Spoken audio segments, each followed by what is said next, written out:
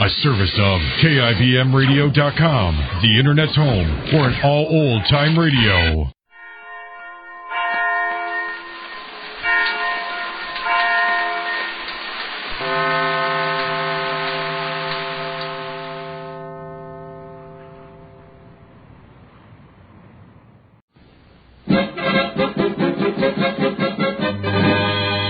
Jerry of the Circus.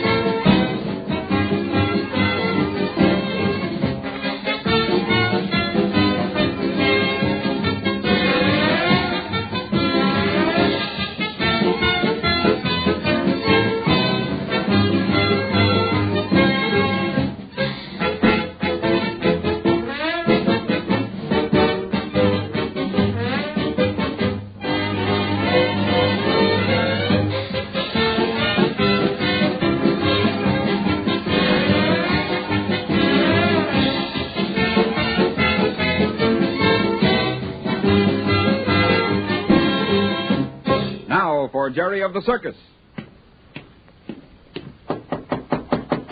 Mr. Randall? Yeah? It's Hadley, Mr. Randall. Oh, come in, Hadley. Yeah, good morning. Morning. Any news?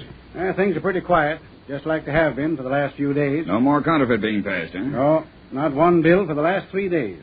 They're laying low. What do you make of that? Well, I'd say that would indicate we're closing in on them. You really think so, huh? We're so close to capture, they don't feel it's safe to operate. Well, I hope you're right, Hadley. I think I am.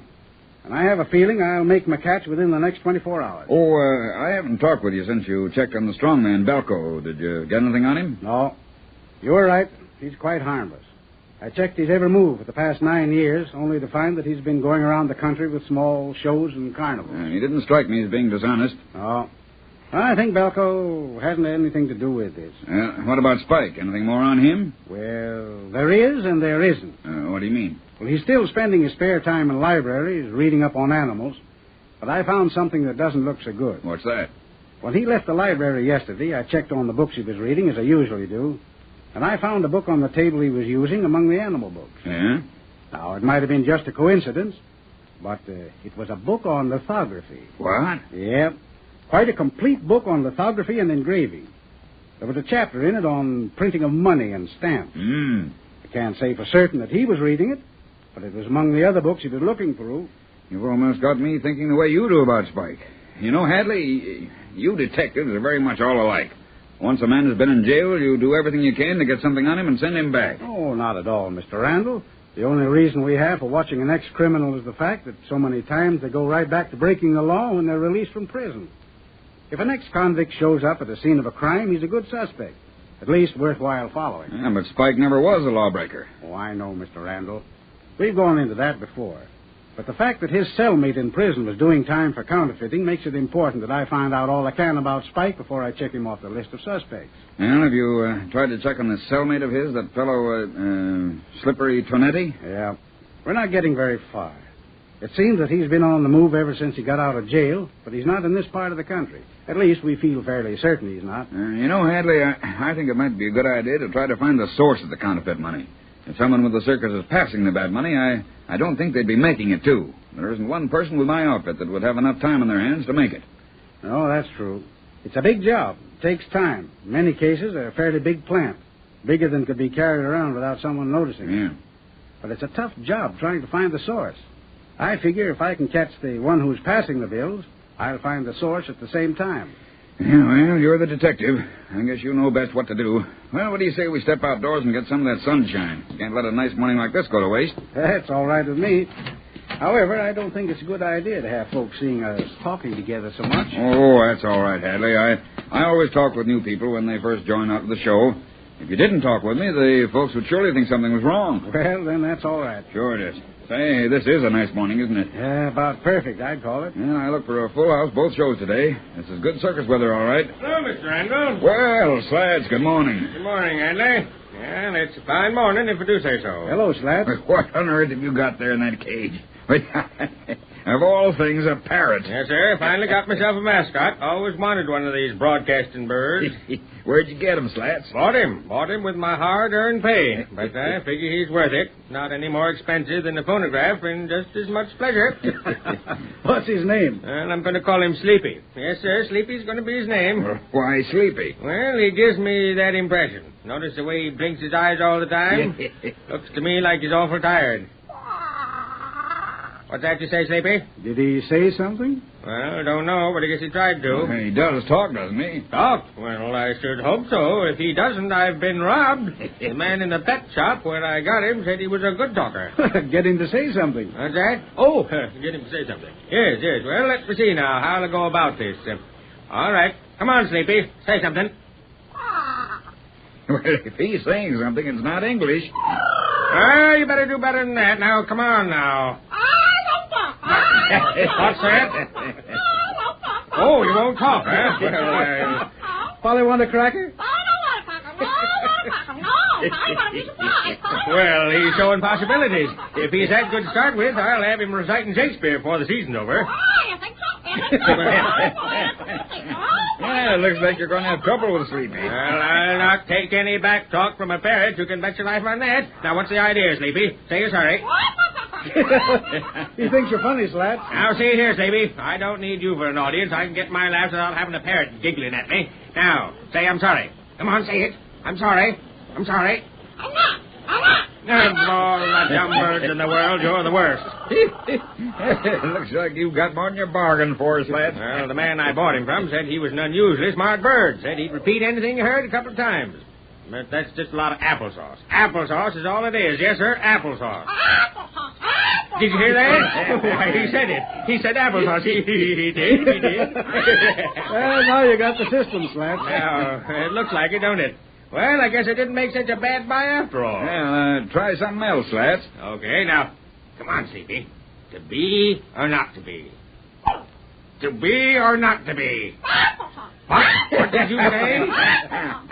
Sounds like applesauce to me. Well, Slats, I guess he's got a right to his own opinion. Sure. Say, you wait, Mr. Randall, till we get a good and acquainted. I'm here to predict great things from this bird. Well, look who's coming. Well, Rags, old fellow. Well, where's your master? There's Jerry coming now. Oh, well, he's with Spike. I guess they've been uptown together. Now, you get away, Rags. Don't bother this bird. Go on and stop that barking. Looks like he wants to get at Sleepy. Well, right back at you, Rags. That's pretty good. Parrot barks right back. Hey, what's going on? Well, either your dog is making a monkey of my parrot, or my parrot's making a monkey of your dog. I can't tell which. Here, Rags. Now get away from that cage. Here, Rags. Rags. Oh, come on in, Spike. This is a big laugh. What's going on? Well, my parrot's Sleepy. What's that? Your parrot's sleepy? That's his name. I said my parrot Sleepy is teasing Rags. Go on now, Rags. Run along. Go on over to our wagon. That's it. Well, he's going, but he'd rather stay around here. Yeah, I guess he can't figure out how a bird can bark. You're right. Look at that. Rags thinks it's Jerry calling him. It sounds like Jerry's call. Well, I better get out of here with this bird before I get in trouble. Now go on back, Rags. I didn't call you. The dog's all mixed up. Well, goodbye. Bye. Goodbye, Slats. It's quite a team. Well, Jerry, where have you been? Oh, Spike and I went up to the business district together. Yeah. Jerry and I did a little shopping. Yeah, I see you got some new duds, Spike. Yeah. Like 'em? Yeah, that's a nice-looking jacket. Your cap, too. That's new, isn't it? Yeah. Jerry picked it out for me. He's got new shoes, too. See him? Well, looks like you got yourself decked out, Spike. Well, I've been needing these things, Mr. Randall. Thought I'd better get 'em while the getting's good. I sure like that cap. I'd like to get one like it myself. What store did you get it at? Let's see. What store was that, Jerry? I got all the things in one place, but I can't remember the name of the store. Wasn't it, Abbott's Men's Shop? Yeah, that's the place. Right near the corner of 2nd and Main. Abbott's, huh? Well, I'll have to go up there and get some things for myself. They got a nice selection, all right. And you all through with your work, Jerry? Sure, I was all through before I went uptown to Spike. Well, I was just thinking, Spike, you must be doing all right to have money enough to get all those things in the middle of the week. Well, I made a little extra money this week. Oh, I see. If I hadn't, I never would have been able to get all this stuff. Well, I've got some things to do. Me too. Bumps will be wondering where I am. Come on, Regan. Coming, Spike? Yeah, I'll walk over to the wagon with you, Jerry. Okay, you might as well. Then you can show Bumps your new clothes. Well, see you later, Jerry. Goodbye, Spike. So long. Goodbye, Mr. Hadley. Bye. Say, where's the nearest phone, Mr. Randall? There's a phone hooked up in the ticket wagon. Now, let's get to it. Well, all right. Right over here. Who are you going to call? I'm going to call Abbott's Men's Shop. Find out what kind of money Spike used to buy those clothes. Oh, well, this way. Here we are.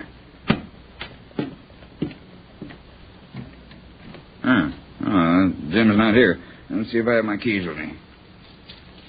Oh, yeah, here we are. Now, step in, Hadley. There's a phone on the desk there. You wouldn't have a phone book by any chance, would you? Yeah, there should be one. Let's see. Oh, yes, here. Here you are. Thanks. Let's see.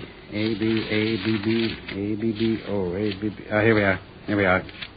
Abbott's Men's Shop, 415 2nd Street, Central, 4976. Central, 4976. That's right. What do you bet we get something here? Well, I don't know, Hadley. You know what? Hello? Hello, Abbott's Men's Shop? Well, this is Secret Investigator Hadley of the State's Attorney's Office. There was a man in your place in the past hour. Bought a jacket, a cap, a pair of shoes. He had a boy with him. Yeah.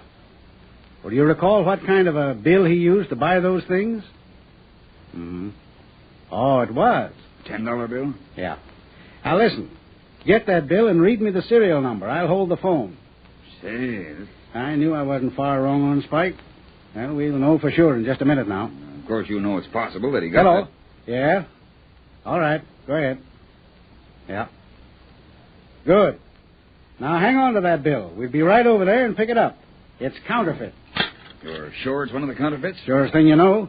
He has one of those funny numbers on it. As I was going to say, don't you think it's possible that Spike got that bill in change somehow? Possible, yes, but not probable, Mr. Randall. I think I've got our man. Just a little more work on this case now, and it'll be closed. I'll go up to that store now and get the bill, and I'll be right back. Well, I'll be in my office waiting for you. Good. I'll have to enlist your help to do just a little more investigating. Then I'll pick up Spike, and we'll have this whole thing solved.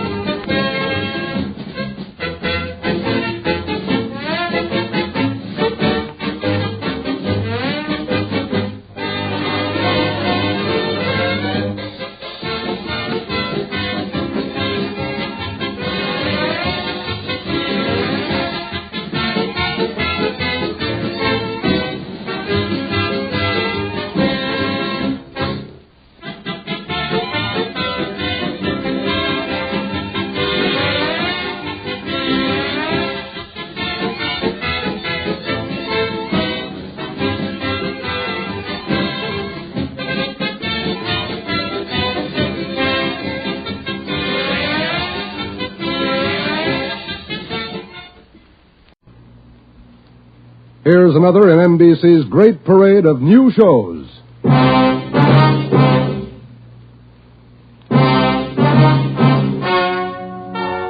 Ladies and gentlemen, the story you're about to hear is true. Only the names have been changed to protect the innocent. NBC brings you Dragnet.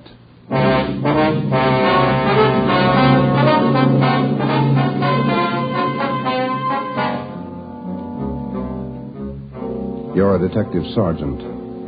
You're assigned to homicide. There's a mad killer at large in your city. A woman has been brutally slain, the body mutilated. The picture is clear. The killer has a thirst for blood. Your job, get him. Dragnet, the documented drama of an actual crime, investigated and solved by the men who unrelentingly stand watch on the security of your home, your family, and your life. For the next 30 minutes, transcribed in cooperation with the Los Angeles Police Department, you will travel step by step on the side of the law through an actual case from official police files. From beginning to end, from crime to punishment, Dragnet is the story of your police force in action.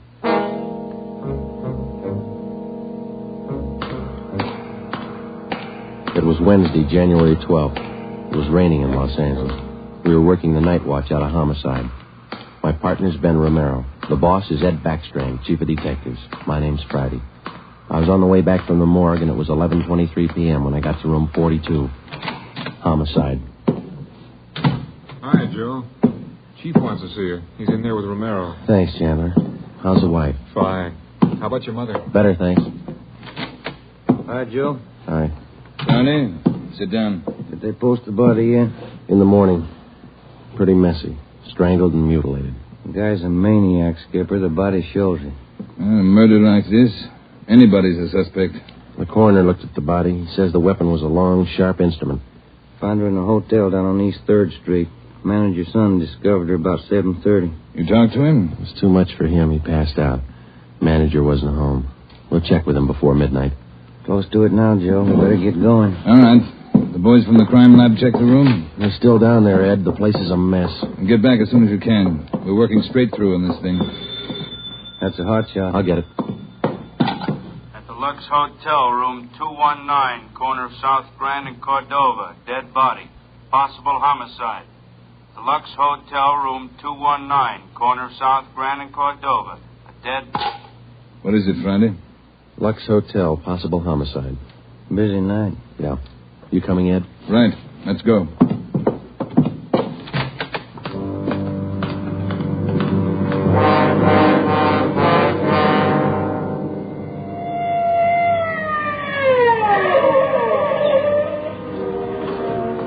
Six minutes later, Ed Backstrand, Ben, and I pulled up in front of the Lux Hotel. The manager met us at the door and led the way up a narrow stairway to the second floor. The room number was 219. We were prepared for the worst. We got it. You're right, Romero. The guy must be a maniac.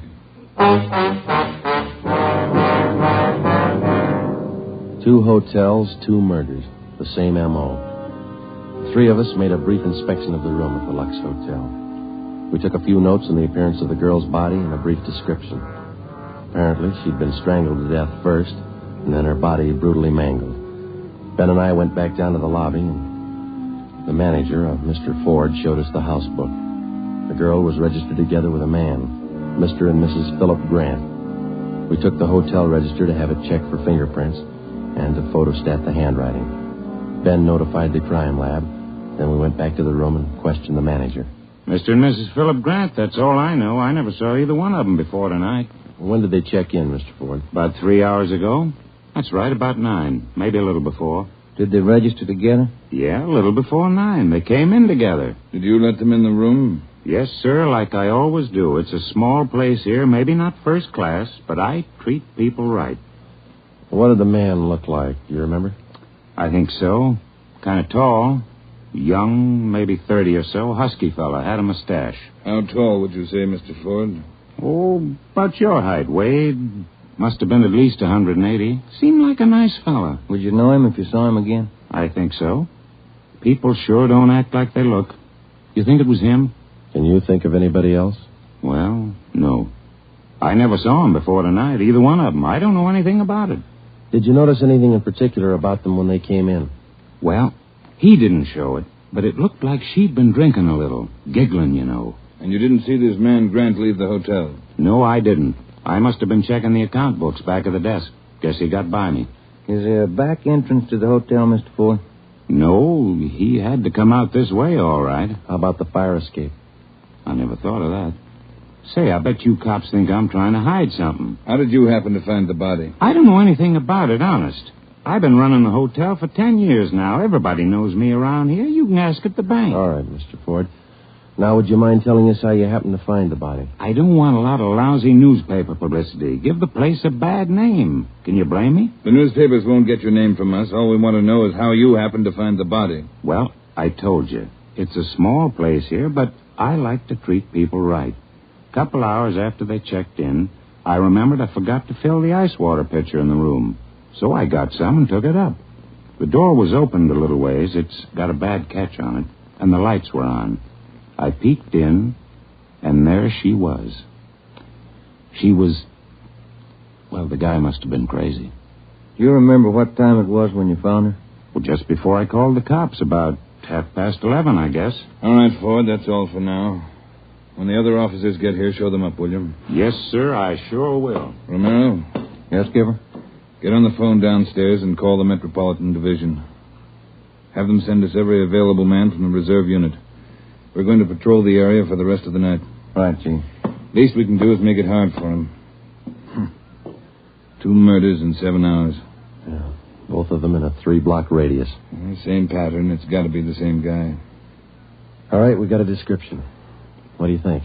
Well, when the reserve unit shows up, have them cover this whole section of town. Pick up everybody who even comes close to that guy's description. All right, Ed. It's got to go fast. We can't lose a minute. 1 hour either way, it might mean another body. Like this one. 9 minutes later, at 4 minutes past midnight, the men from the crime lab showed up. It started to drizzle. They went over the room in detail. They dusted everything in the room for fingerprints, the walls, the doors, the fixtures in the bathroom, the lamps, chairs, everything. They took samples of the girl's blood and her lipstick. Small pieces of flesh and human hair were found under the girl's fingernails. The nails were scraped carefully and the contents put in an envelope, marked and sealed. Ed Backstrand ordered pictures taken of the room and the girl's body from different angles.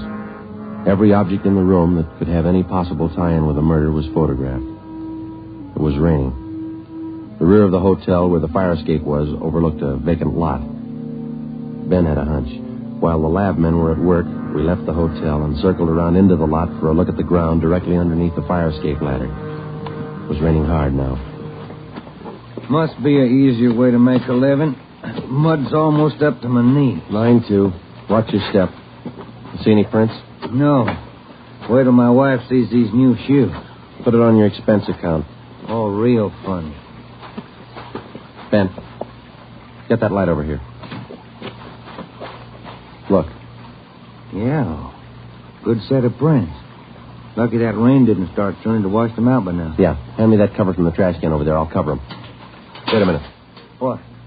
Here, on the edge of the fire escape ladder. Small hunk of cloth. Man's suit? Well, looks like it. Might have caught himself in that sharp corner. I got it. All right, come on, let's get back. Yeah, out of this mud bath. Joe, let me have a light. You catch anything? Hunk of wrapping paper in that trash can. Stains on it. Open it up. Look. Yeah, a butcher knife. We went back to the Lux Hotel, room 219. The lab men were tearing the room apart. It was 10 minutes to 1. We gave the blood-stained knife and the piece of cloth we found on the fire escape to Lieutenant Lee Jones, head of the crime lab. We told him about the footprints just below the fire escape ladder. The knife will help us, so will the cloth. I don't know about the footprints. You say you covered them? That's right, Lee. They still look in pretty good shape. Maybe we can do something if the rain hasn't broken them down too bad. Bracken. Yeah, Lieutenant? You and Sloan get downstairs and take a look at those prints. They're good enough. Get a torch, dry 'em out, and make a cast, right? Okay, Lieutenant. Come on. That's about all I can do for you now, Ed. I think we got everything there is to get. All right, Jones. I'll follow you back to the lab in a couple of minutes. Okay, Ed. Good luck, fellas. Thanks, Lee. We're going to need it. All right, Friday. Romero, it's your baby for the rest of the night. Lee, get anything? A few prints, a woman's purse under the bed. Don't know if it's hers or not. No identification. You going to be at the crime lab, Ed? All night. As soon as we find anything, I'll let you know. Yeah? A gang of cops just came in the lobby. They asked for you. Must be the reserve men from Metropolitan. Tell them we'll be right down, Ford. Okay. You want us to handle it, Ed? That's right. Do just as I told you. Spread them out over the whole area. Cover the streets, the alleys, the flop houses, restaurants, bars, everything. You got a description to go on. Find the man that fits it. Right, Skipper. Don't forget, the guy's a killer twice over. I don't think he'd hesitate on you. Be careful.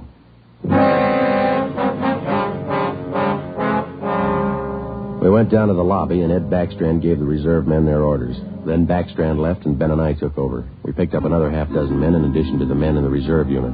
They were deployed over an area of a dozen square blocks. It was one of the toughest sections of the city. With a general description of the suspect, some of them were to travel on foot, some in cruiser cars. A few minutes before 1 a.m., there was a steady downpour. Visibility was bad. At 3 minutes past 1, the manhunt was on. For the first 30 minutes, Ben and I cruised the general area between East 3rd and College Streets and Alameda and Figueroa. No sign. The rain kept on. We sat and listened to the calls come in. 12A, call your station. 12A, KMA 367. Attention, all units. Recovered license plate in the 6th column. 4 Young. 7690. 41R, 788 Standard Avenue, or 373. 41R, KMA 367. Unit 71 at 2816 West Las Ciénegas, the 507 party. What do you think, Joe? Any hunches? I think he's still around. Somewhere inside these 12 blocks. I'd bet on it. 5? All right, you're on. Want to check out a couple of these bars along here? Getting on to closing time. It's a good idea. Pull over, huh? All right, let's check them for the next couple of blocks, huh? Right.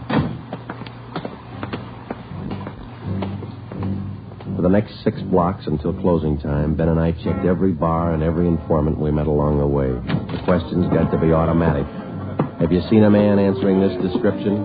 Tall, dark, about 5 feet 11, 180 pounds, well-built, mustache, about 30 years old. The answer's got to be automatic, too. Sorry, officer, I hadn't seen him. No, can't remember him. Try the place down the street. We kept on checking the bars until they closed for the night. Then we started on the all-night restaurants and coffee counters. We did plenty of legwork for the next hour. Not a trace. About 2:30, the rain let up a little, and then it started in heavy all over again.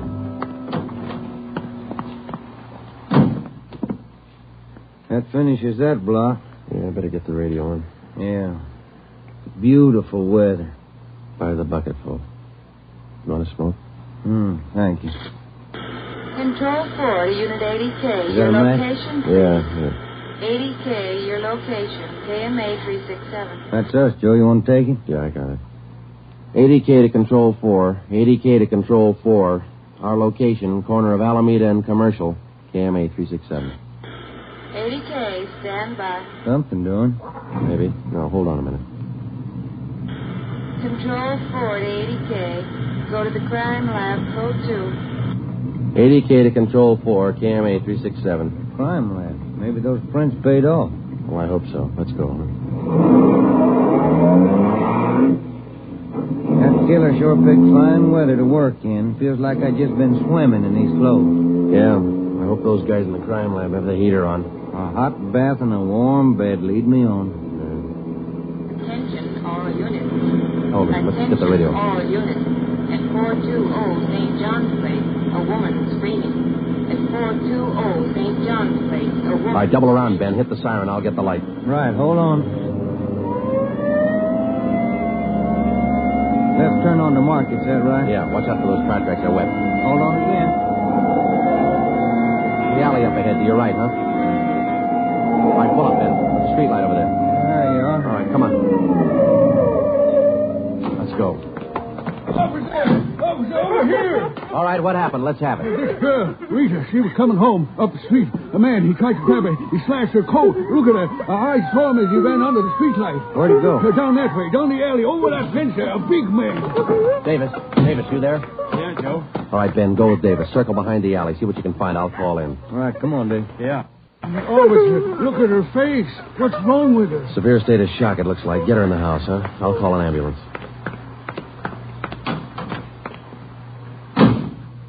ADK to Control 4. ADK to Control 4.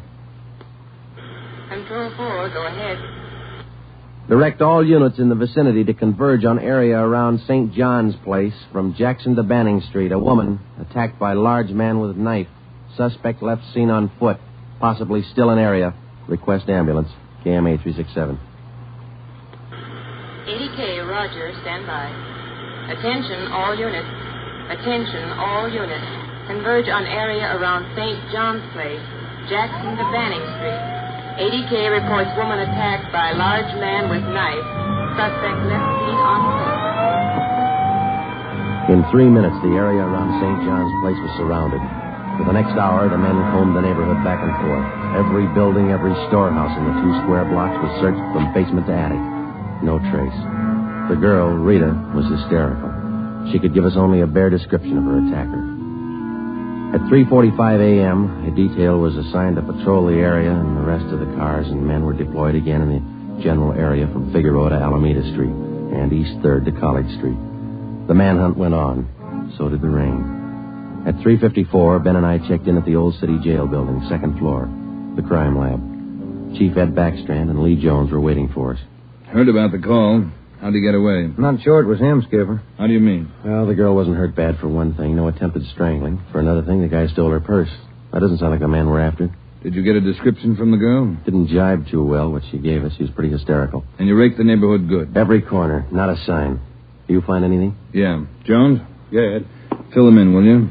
Not one print on that knife you found, boys. Blood, but not a print. Your killer's crazy like a fox. And how about the scrapings from the girl's fingernails, Lee? Didn't help too much. Rarely do. Not enough to go on. Gotta have a fair-sized bit of flesh to run it for papa ridges. All we found under the girl's fingernails were small bits of skin. Yeah? She probably scratched the guy up some. Might have drawn blood. We had more luck with the footprints. You get an impression? Dried out the ground with torches and cast them. About size 10B. That's fine, Lee. But how about the prints? Only good one was a thumb. Real good. Got it off the wall near the light switch in the bathroom. You classify it yet? Yep. Found it in our single fingerprint file. The print belongs to a man by the name of Long. Robert Long. You got a record, Ed? Yeah. Misdemeanor. 2 arrests for drunkenness last October. Petty theft in December. The mama sheet shows a dishonorable discharge from the United States Coast Guard in 1946. Age 29, 192 pounds, 5 feet 10 inches, dark hair, dark eyes. That's close enough. We got even closer, Joe. Long works as a counterman at the Cottage Cafe down on South Flower. Started there last week on the early morning shift, but he didn't show up for work last night. Good. Where'd you get the tip? The knife you boys found. It didn't have any prints, but it had a brand on it. We ran it down. It was taken from the Cottage Cafe. Mm-hmm. Any address on this Robert Long, Ed? Yeah, got it from his boss. Rooming house on East 1st. Landlady says he hasn't been home in 2 nights. Yeah, now we wait. Rooming house is staked out, and so is the Cottage Cafe, just in case Long decides to show up for work this morning. What time you got, Romero? 6 minutes past 4. All right. We've got every indication that Robert Long's the man we're after. His description, fingerprints, the knife, the footprint, his size. Maybe we're wrong. I don't think so. How about a motive, Ed? I think Robert Long likes to kill. He's thirsty for it. None of the victims were criminally attacked. They were strangled. Bodies mutilated. How about robbery? No. 2 of the women he killed had money in their purses. He didn't touch it.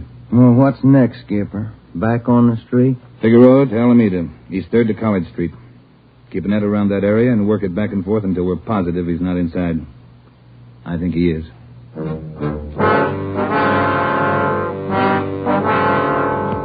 At 10 minutes past 4 a.m., Ed Backstrand, Ben, and I left the crime lab and drove to the surrounded area. It was still raining. We passed several patrolmen from the reserve unit making the rounds. They didn't look any more comfortable than we felt. At Broadway and Alpine Street, Ben and I got out and started patrolling on foot again. Backstrand followed in the car to maintain a radio check.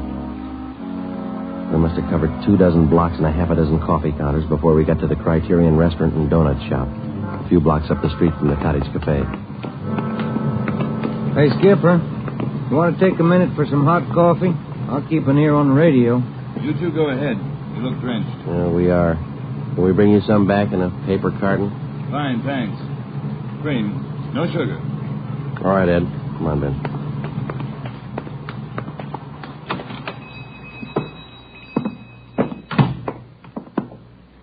Place is empty. Yeah. Yes, sir, gentlemen. What'll it be? Hot coffee? Yeah, there's two of us here. Can you fix up one to go? Sure thing. Say, on that one to go, cream, no sugar. Right. Say, you fellas cops? Yeah, why?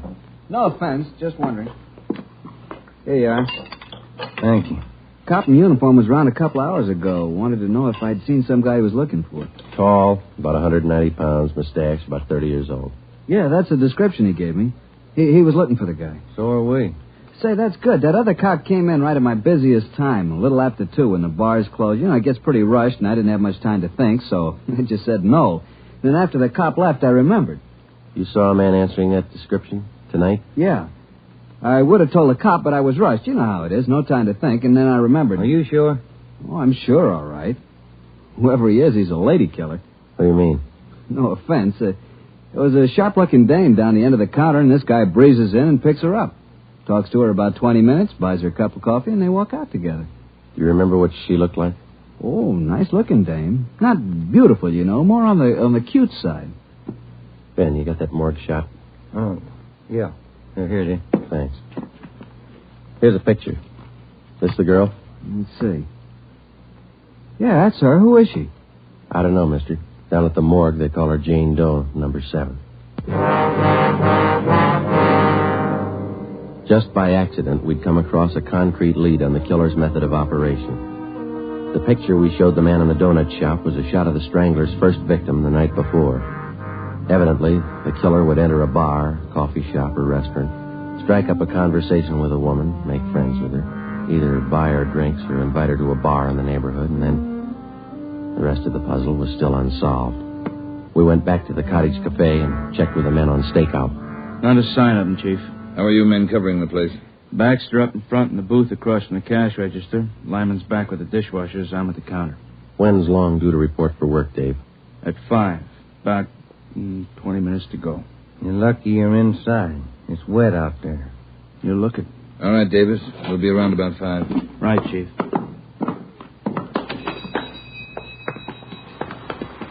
Let's get back in the car.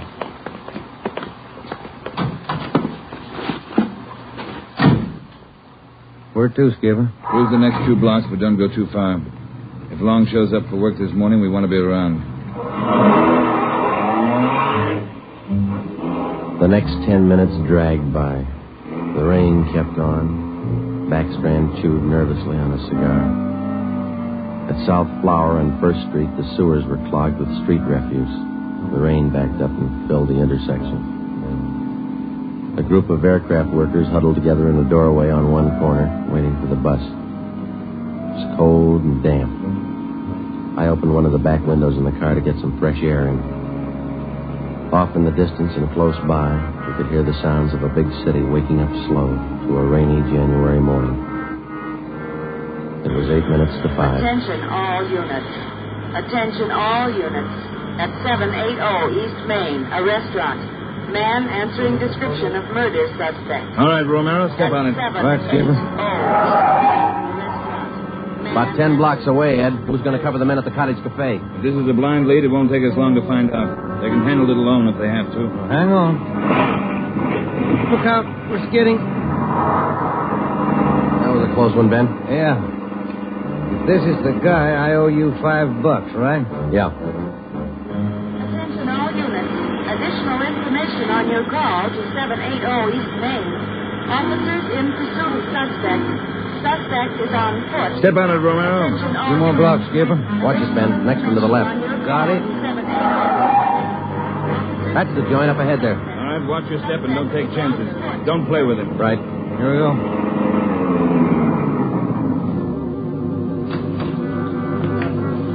He went out the back, ran down that alley.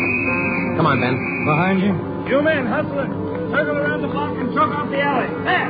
Emerson, Holmes, go in the right. Right, over the fence, Ben. Ben, look out, look out. You all right? It's not that good. Come on, Joe. All right. There he goes. Between the buildings. Stop or I'll shoot.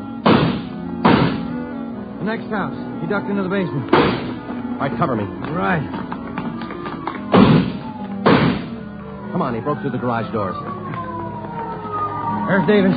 Dave, he slipped through. Get down to the next corner and ring the block. Yeah. Ben, did you follow him? Yeah, right on his tail, that warehouse, a couple of lots over. He went through the back. There it is, Joe. All right, don't go in blind. Watch out. All right, you haven't got a chance. Come out with your hands up. He's not stopping, Joe. All right, let's fan out. All right, Ben, cover me. I'm going for the door.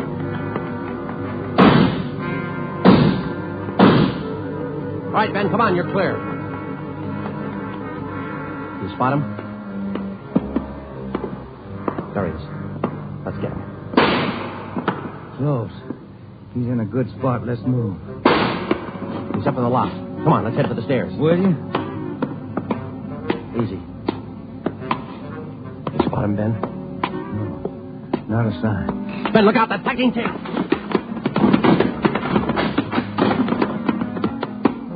Kind of close, huh, Joe? Yeah. Let's get that punk now. Yeah, Joe, there's another one. All right, you. We got the warehouse surrounded. Come on down. All right, then we'll blast you out. Joe, he's dropping down the ladder. He's going for the front door. They're waiting for you with Tommy guns out there. They'll cut you down. Stop. Joe, he's got the door open. He's making a break for it. He's crazy. He's trying to shoot his way out.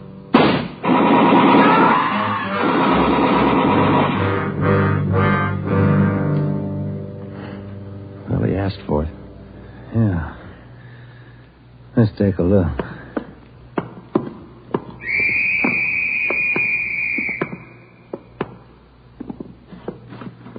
Messed up. Well, like his girlfriends. Yeah. Maybe he just didn't like women. Maybe. Hi, Ed. You all right? Tired. This is him, huh?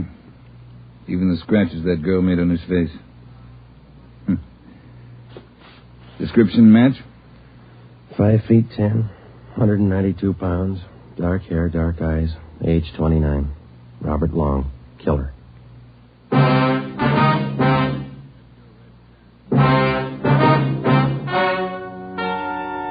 The story you have just heard is true. Only the names were changed to protect the innocent.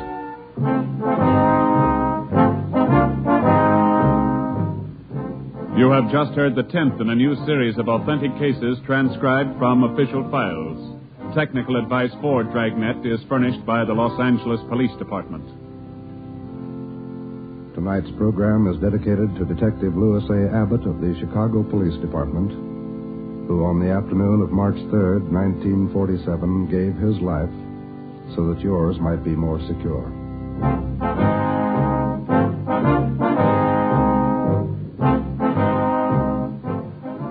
Dragnet came to you from Los Angeles.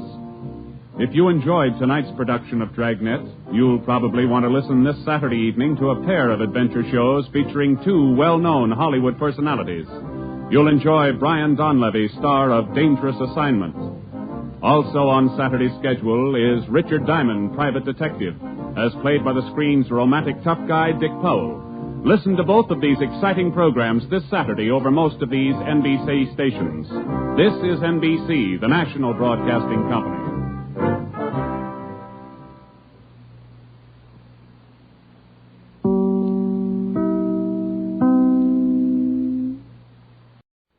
This one's about Pete Kelly.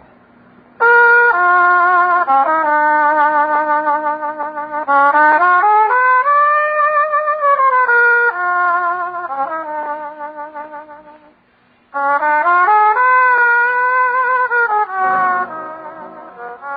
about the world he goes around in.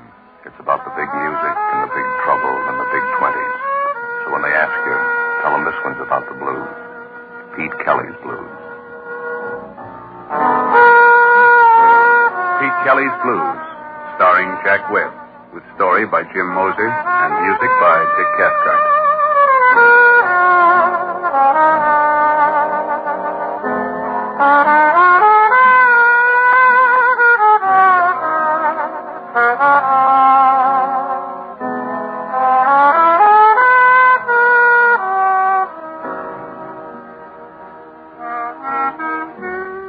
My name's Pete Kelly. I play cornet. You'll find us at 417 Cherry Street, Kansas City. It's a standard speakeasy. We got 35 cases of cut whiskey and a 7-piece band.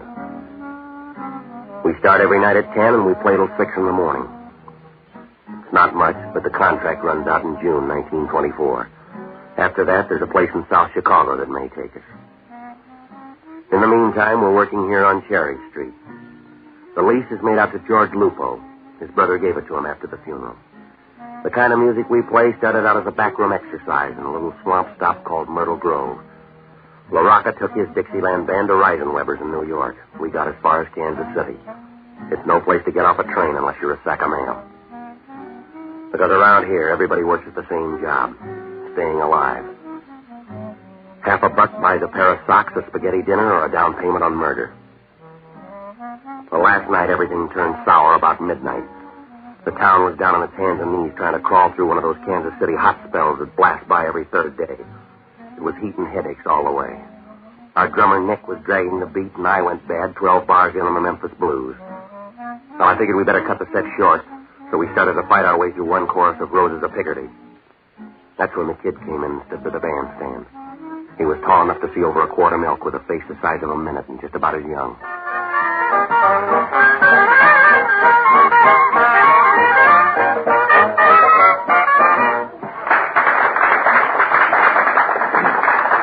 All right, let's get off for a while. Who's your friend, Pete? I don't know, but he must be tone deaf. Mr. Kelly! Yeah, son. I heard you play. You sound good. We've been better. What's on your mind? Father Cronin sent me to see you. Are you doing a little missionary work? Oh, no, sir, nothing like that. I'm an altar boy over there. Father calls me Little Jake. We sure got you working the late shift. I've been trying to get a hold of you all day. Father wants a favor. We'll make it a small one. I'm all out of the big one. He just wanted to know if you could come by St. Timothy's and see him. He said tomorrow morning right after the 9 o'clock. Okay. Tell him he keeps terrible hours. I'll be there. Thanks, Mr. Kelly. Pete Kelly? Yeah, that's right. Tell the kid goodbye. He knows his way out. Should I go, Mr. Kelly? Beat it, kid. Yes, sir. Goodbye, Mr. Kelly. Yeah, goodbye, Jake. You got someplace private? We'd like to talk. This is my office. Now listen hard, Bright Eyes. There's enough gun in this coat to blow you right through the wall. I'll take your word for it. We come in here nice and you get funny mouth. Now you got someplace we can talk? I can't leave. I got to do a number. Do it. We'll be right here about 10 feet from your stomach. Yeah. All right. Let's go. You look sick, Pete. What's the matter? I feel fine. Who's sorry now? Everybody ready? Let's go.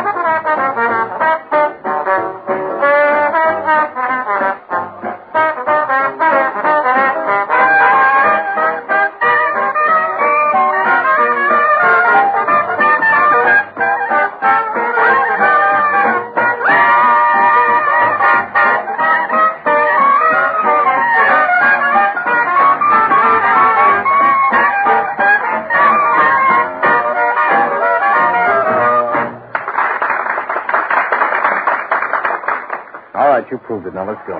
Yeah. Keep them going, Red. How many shall we do, Pete? If this works out, about 10 minutes worth. Let's go. The alley will do.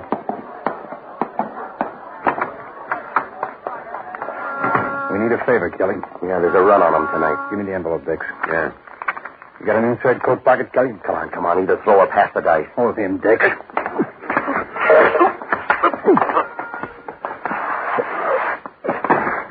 Pull him up, Dix. Come on. Up. Yeah.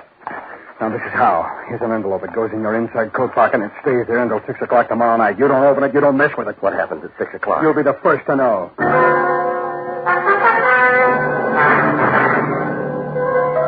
Well, I stood there in the alley and watched them walk away. Inside, Lupo was blowing up a storm. Something about paying for a 7-piece band and only having 6.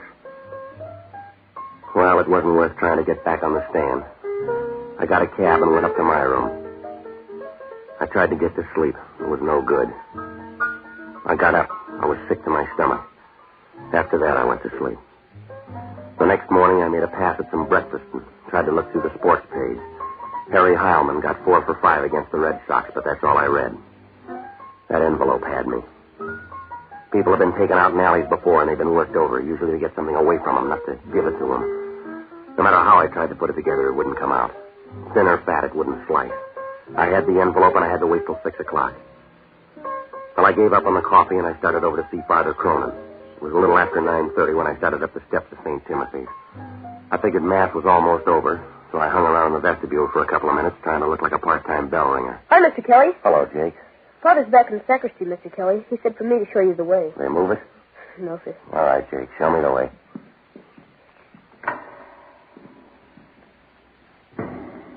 This way, Mr. Kelly. Down this aisle. Well, I guess I was too busy trying to act like I knew my way around to pay much attention to a fat, chunky little guy wearing a brown Borsalino hat. He stood up in a back pew a couple of aisles over. The church was empty except for the 3 of us. Little Jake found out about it just before I did. Mr. Kelly, that man back there. All right, mister. I'll take that envelope. Jake, get out. Mr. Kelly, look out! Look out!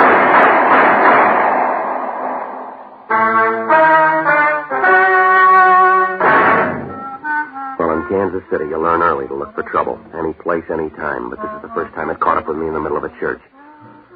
The last 3 shots were a waste of money. Jake went down like young wheat in a hailstorm. When I grabbed for him, I hit my head on the base of a marble pillar. I lost the edge right there. By the time I hit the street, he was gone. I guess I covered every alley and street in the neighborhood. But it was like trying to wash a pail of dirty water. I don't know how much later it was when I stopped for a minute in an empty doorway and tried to remember what I was chasing. Well, a siren was crying off somewhere in the distance, and I started back for the church. The coroner's wagon was just pulling away as I got there. I didn't see Father Cronin around, so I went back to the rectory and rang the bell. He came to the door in his shirt sleeves. He stood there for a minute just looking at me. And then he motioned me inside. In here. Sit down. The kid, Father, little Jake. He's dead. You want to blow by blow? Yeah, I know, Father. I was there. Sure you were there. You're always there. I should have known better than to call you. I should have known it meant trouble. Oh, wait a minute, Father. This wasn't my party. I called you here today to ask you a favor, Pete. Yeah, I know. You don't know. It's too late now. We were going to have an altar boys picnic tomorrow at Washington Park. I wanted you to play a little music for us. We won't be going now, Pete. We got a funeral instead. Yeah. What do you want me to say? Don't say anything, Pete. If you've got any private fights, that's your business. But don't bring your beefs into the church. I never saw the guy before, Father. Don't kid me. He didn't come in here to shoot little Jake. Now, look, I know this is hard to understand. You bet it's hard to understand. We've been over it before, but you ran with the same pack. You hung on to the same friends. You had it all figured out. Well, you figured this one, Pete. There's a 9-year-old boy on his way to the morgue. He took a gangster's bullet that you earned. Now you go ahead. Figure it. I got this envelope. I don't want an explanation. Take your excuses and peddle them where you need them. To the bootleggers and the gunmen. Take them to your crowd. This envelope, Father, they shoved it in my pocket. I was out in the alley behind the club. 2 guys. They worked me over. I didn't think they'd try anything like this. Neither did little Jake. All right, Father, I told you I was sorry. Go on home. Why don't you stop cutting at me and say a prayer for that kid? I would, but I'm too busy praying for people like you.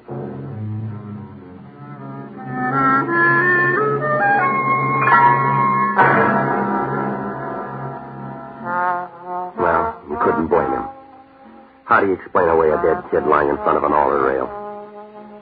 All I could offer was a 2-cent envelope in my coat pocket and a wild night in an alley. I started to walk back to my room. I tried to paste up some kind of an answer, but I got nothing. I was halfway home when the last breeze left town and went someplace to cool off. My clothes were soaking wet, and I decided to take a cab the rest of the way. I reached in my pocket, and all I had was 23 cents, so I kept walking. Sunday morning's the same in any town. Empty streets and everybody home trading the comic section and living off a Saturday night. You could live here all your life, and on Sunday morning you just got in town. It was about noon when I got to my hotel. I went up to the second floor and unlocked my door. They were sitting on the bed. Their coats were off, and they'd hung them on the back of a chair. The same two boys had given me the envelope last night. Got a real hot room here, Kelly. You ought to move off this cord. Yeah, next time I'll get twin beds. Is everything all right with that envelope? It made a murder, mister. You take it. Put it back in your pocket. Now get this, both of you.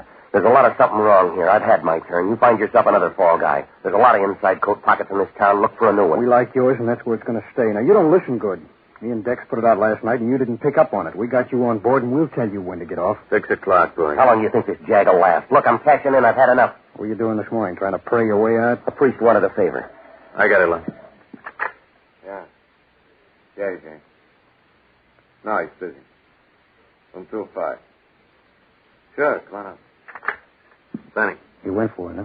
On his way up. We're going to stay a while, Kelly. Well, there's only 3 chairs. I'll make it easy for you. Stay put, mister. No, he's your friend. I'm checking out. First time you've been right.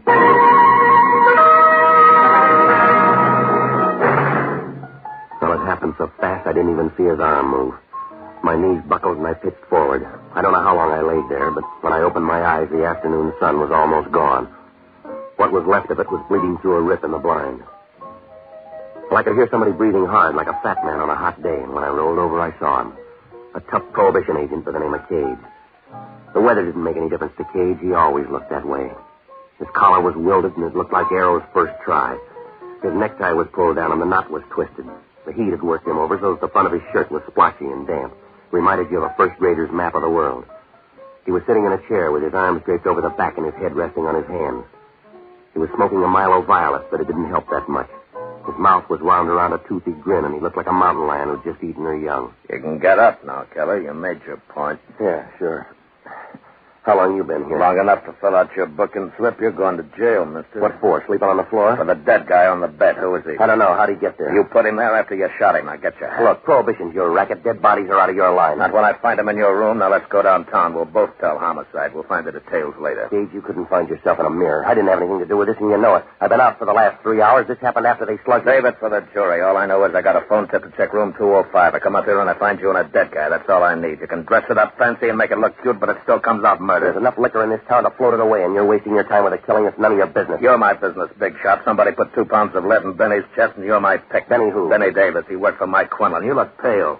Yeah, I'm just beginning to feel the squeeze. Mike Quinlan on one side and those 2 trigger men that you let walk out of here on the other. You got it, and I'll be turning a handle. Now, before you start worrying about your picture in the paper, you better turn up the 2 guys that were here with me. That part of the same dream? They gave me an envelope to hold for them. The price on it's going up by the minute. A 9-year-old kid died for it, and this guy here on the bed. That's a good story. Do you write him down or just make him up? Look, you got nothing on me, and I haven't got much time. I'm leaving you. That's all right. I call downtown. The minute you hit the street, they'll pick you up. In the meantime, you better come up with more than you got. They don't hang you in this state on a hunch. I'm going to check this room over. I'll find all we need. You couldn't find your head with both hands. Goodbye, Cage. All right, you got till midnight, big shot, and then I'll be around. Yeah. I'll have it all set up. All we'll need is time to run the extra.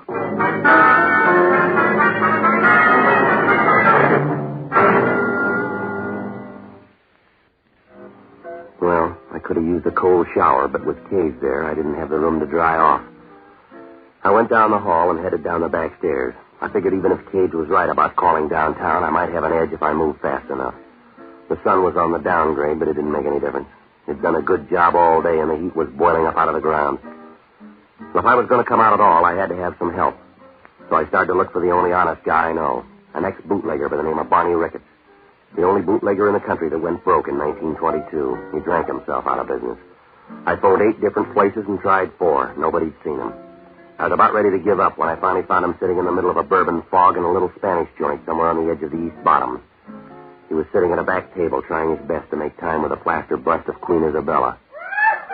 Petey, my boy, you're just in time. I'm not quite certain, but I think the young lady here has a friend. I gotta talk to you, Barney. If you're any good at all with Spanish, now is the time. I was positive she'd loosen up on this second bottle of wine, but no, she's utterly uncharitable, and I think she's a picture of a perfect boy. Yeah, all right, Barney. To a member of the old Castilian school, there can be no excuse for the conduct she's exhibiting. Yeah. Why, do you know I was even good enough to buy her 3 rounds of Portuguese brandy? Imported, mind you. But what do I get for my pains? Not even a civil thank you. All right, listen to me, will you, Barney? I've been sitting here in the most gentlemanly fashion, sipping this delicate nectar and trying vainly to keep the party going. But does she help? No! I've talked to her about politics, medicine, literature, Keats, Byron, Shelley, Faith Baldwin. I've even talked about the weather. Barney, she's a statue. Oh, a simple oversight, Petey. It could happen to anyone. Now, look, I'm in trouble. Of course you're in trouble. You'll always be in trouble because you're a child of adversity, a son of scorn. The fates spit in your eye and you try to retaliate, but the wind's always blowing in the wrong direction.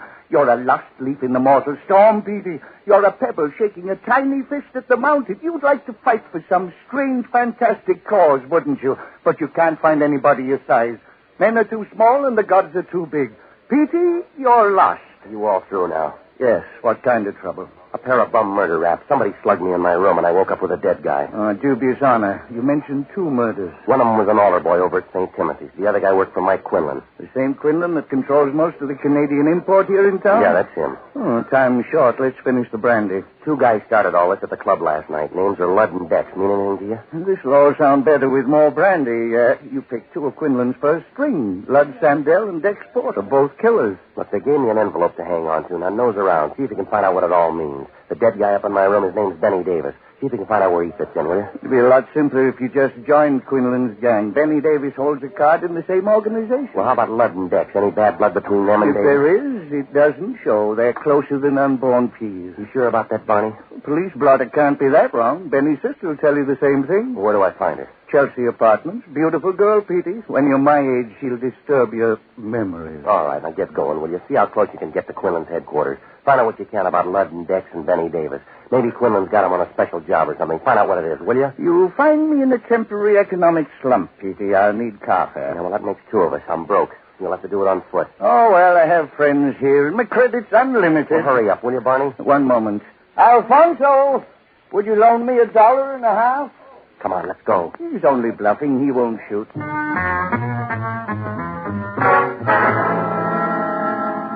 Well, Barney headed down toward Bale Street from Mike Quinlan's place, and I started cross town for the North End and the Chelsea Apartments. I couldn't begin to work it out. If Dex and Ludd were such good friends with Benny Davis, why did they kill him? And if they didn't do it, who planted his body in my room and why? Well, I was running way late, and there wasn't much time to catch up. I finally found the Chelsea Apartments on the corner of Stocker and Bales, with an old 3-story wooden frame. I checked the mailbox, and Louise Davis was down for apartment 17. Well, inside, the hallway was dark, and a couple of gas jets were smoking up the ceiling. There was a potted palm by the foot of the stairs, and it looked like it was growing out of old gum wrappers and cigar butts. Apartment 17 was at the rear of the first floor. She answered the door, and you could tell right away Barney was right. She was pretty, and she had enough smile to last you for years. Yes? You Louise Davis? That's right. I can do better for you. You're Pete Kelly. I've heard you play. Yeah, well, so far you're batting 1,000. Can I come in? Yeah, sure. You didn't bring your band, so it must be a social call. I'll make this short. It's about Benny. What about him? That's what I want to know. He's got a couple of friends. I got to know about him. Then he isn't that popular. You mean Ludd and Dex? They'll do. They got trouble, and they're cutting me in. What kind of trouble? Well, I'm not sure. That's why I came to you. I can't help you. They never tell me what they're doing. Well, they gave me an envelope. They told me to hold it till 6 o'clock tonight. You haven't got any problem. You'll know in an hour. Yeah, well, maybe I'm tired. I want to know now. I'll take any lead you got. They found out I told you this. They might not like it. They got some kind of a beef with Quinlan. Does Mike know about it? I wouldn't know. I just heard him talking one night. They're not happy with the money Quinlan gives them. They got any plans? I don't think we've got to talk about this. Let me get you a drink, huh? Now, look, this is the last trip around for me, lady. I got to have everything you know. You said something about an envelope, didn't you? That's right. You got it? Right here. If you open it, you'll understand everything. Well, they gave it to me sealed. They want it back the same way. If you want to be around to give it back, you'd better open it. You got a guarantee handy? All I know is the 3 of them are working on something big. I don't know what it is, but I heard some talk about an envelope. It's your choice. You asked for a lead and you got it. Yeah, we'll hold hands when they cut me down. You got a letter opener? Pete, look out!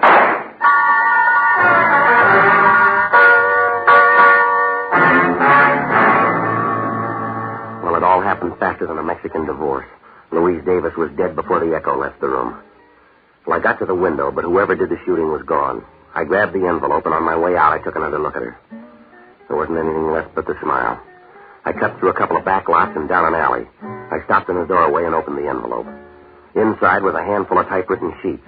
Looked like a lot of headache for 5 pieces of paper. And then the bell rang. 2 of them were consignment slips for 8,000 gallons of high-grade Canadian whiskey. The other 3 slips were detailed breakdowns for a convoy of trucks. They showed special truck routes over the Canadian border into the States to miss the hijackers and the prohibition agents. They showed a day-by-day schedule for each truck on its trip down from the border. Well, it's not too tough to hijack a load of booze, but when you got it laid out right down to the time, the place, and how many bottles, it's like money in the bank. Well, I knew right then why the envelope meant so much to Ludd and Dex. What I couldn't understand was where they got it. Why they gave it to me to hang on to. Well, maybe they were working for Quinlan, but why didn't he have the papers, and why weren't they in his safe? Mike had a big one. Well, the questions were still piling up. There was an outside chance, but I couldn't stand still, so I crossed over to the Kansas side and headed down Boulder Road to Fat Annie's place. Maggie Jackson did 2 things good. She sang the blues better than the guy who wrote them, and she could pick up an idle rumor at 3 miles. Hi, Pete. Maggie, what do you know? I knew you'd be here tonight. You always come in together. Trouble and Pete Kelly. Yeah, I know. I never come around except when I need something. As long as I have it to give, you got it. It's Mike Quinlan this time, ain't it? Well, that's part of it. I'm in it up to my ears. You got an envelope, I heard. Yeah? Mike Quinlan and some of his boys have been here about an hour ago. They tore the paper off the walls looking for you and Dex and Ludd. Dex and Ludd? Mike wants all 3 of you. Yeah, anything else? No. Bonnie Ricketts called for you. Did he leave a number? He's still waiting on the phone. I took the call. He said you'd end up here, so he just hung on. Well, I'll get it right now. Yeah, the boss is kind of mad. The phone's been tied up for 2 hours. All right, thanks, Maggie. Sure, and good luck, Pete. Hello, Barney? There you are, Petey. That'll be $1.25 for another 3 minutes. Yes, all right, operator. Alfonso, 5 more quarters, please. No, the quarters. Just a minute, Petey. Alfonso doesn't know the quarters from the house. Yeah, well, hurry up. That's right. Thank you. Now then, Pete. No, Alfonso, no more money for the moment. What's going on, Barney? Where are you? Fort Madison, Iowa. I'm troubleshooting for you, Pete. Well, what'd you find out? It's a double cross. Mike Quinlan's involved in one of the biggest deals of his career, and Benny Davis, along with Dex and Ludd, stole the consignment papers. Yeah, I know. That's what's in the envelope. You better get them back to Quinlan. I understand he's been tearing up the town for him. Well, what do I do about Dex and Ludd? Yes, you might easily end up like Benny Davis. Seems Ludd and Dex didn't want to split it 3 ways, so they killed him. You sure about all this? That's why I'm up here in Iowa. I suggest that you join us. No, I'll see you when you get back. It's been a gay, mad world, Petey. We drove 60 miles an hour all the way up here. Yeah? Alfonso's drunk. He thinks the phone's a slot machine. He's waiting for the payoff.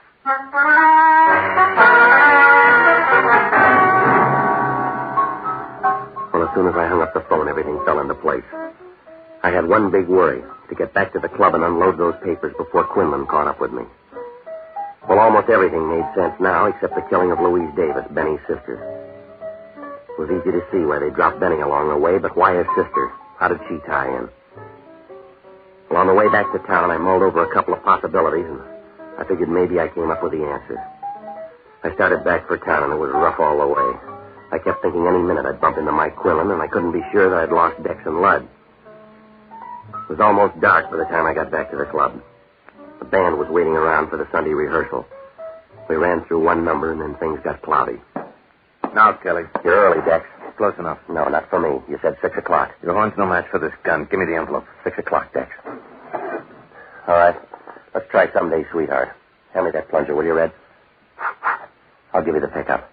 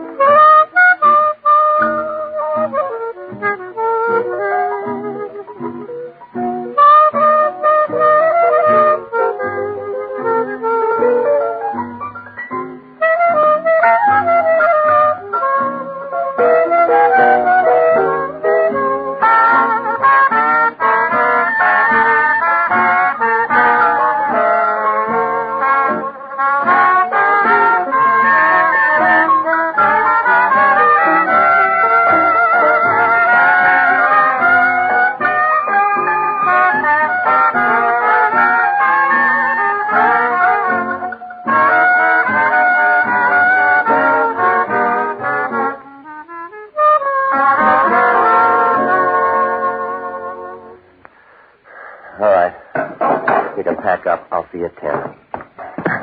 You gonna give me that envelope, or do I blow it out of your pocket? The same way you handled Louise Davis? I don't know what you're talking about. I think you do. You killed her and you killed her brother. You got it all figured out, haven't you, kid? The horn player's right, Dex. Don't turn around. You got it wrong, Lud. I don't think so. I never should have let you kill Benny. That should have been the tip-off, and that kid in the church and Benny's sister. You had to make the big try. It was for me and you, Lud. It won't wash. You're gonna die, Dex. Pick a spot to lay down. Not in the back, Lud. You'd give me a better chance than that. Would I? Look out, Lud. Like I said, Dex, pick a spot. Well, that wraps it up, Kelly. You better sit down, Lud. No, this'll do. It won't be a long wait. I don't mind standing. Suit yourself. 6 o'clock, Lud. Here's your envelope. Yeah. Thanks. Yeah.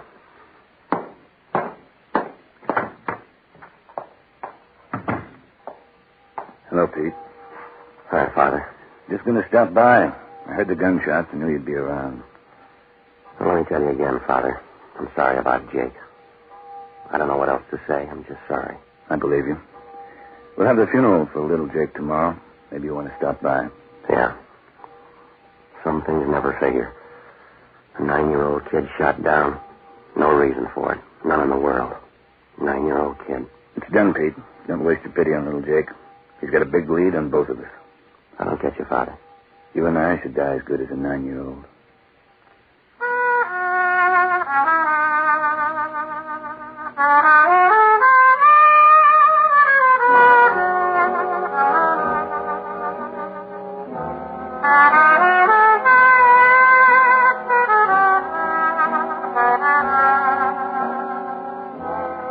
Pete Kelly's Blues, starring Jack Webb, with story by Jim Moser and music by Dick Cathcart. Scoring by Matty Matlock.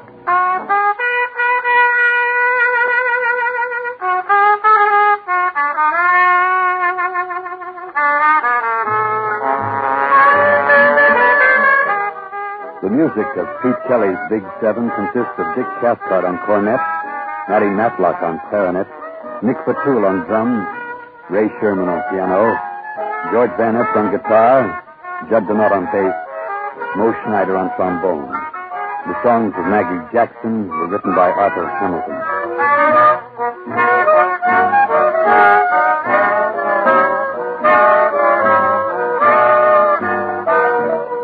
Pete Kelly's Blues is a presentation of the United States Armed Forces Radio Service.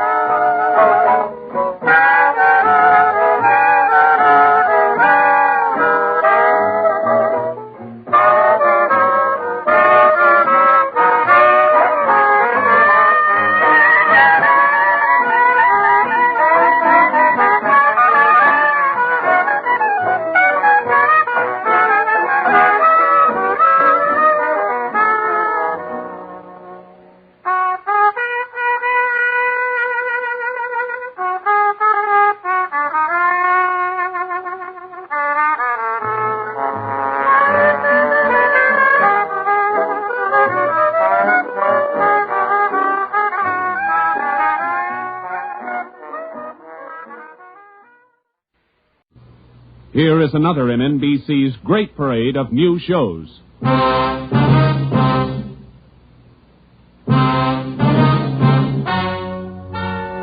Ladies and gentlemen, the story you are about to hear is true.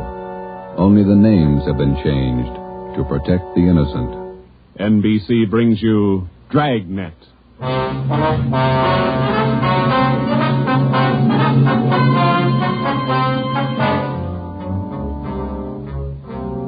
You're a detective sergeant.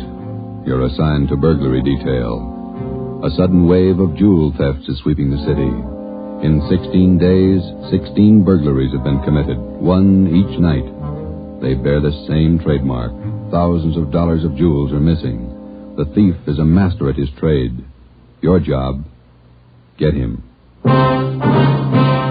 Dragnet, the documented drama of an actual crime, investigated and solved by the men who unrelentingly stand watch on the security of your home, your family, and your life. For the next 30 minutes, in cooperation with the Los Angeles Police Department, you will travel step by step on the side of the law through an actual case transcribed from official police files. From beginning to end, from crime to punishment, Dragnet is the story of your police force in action.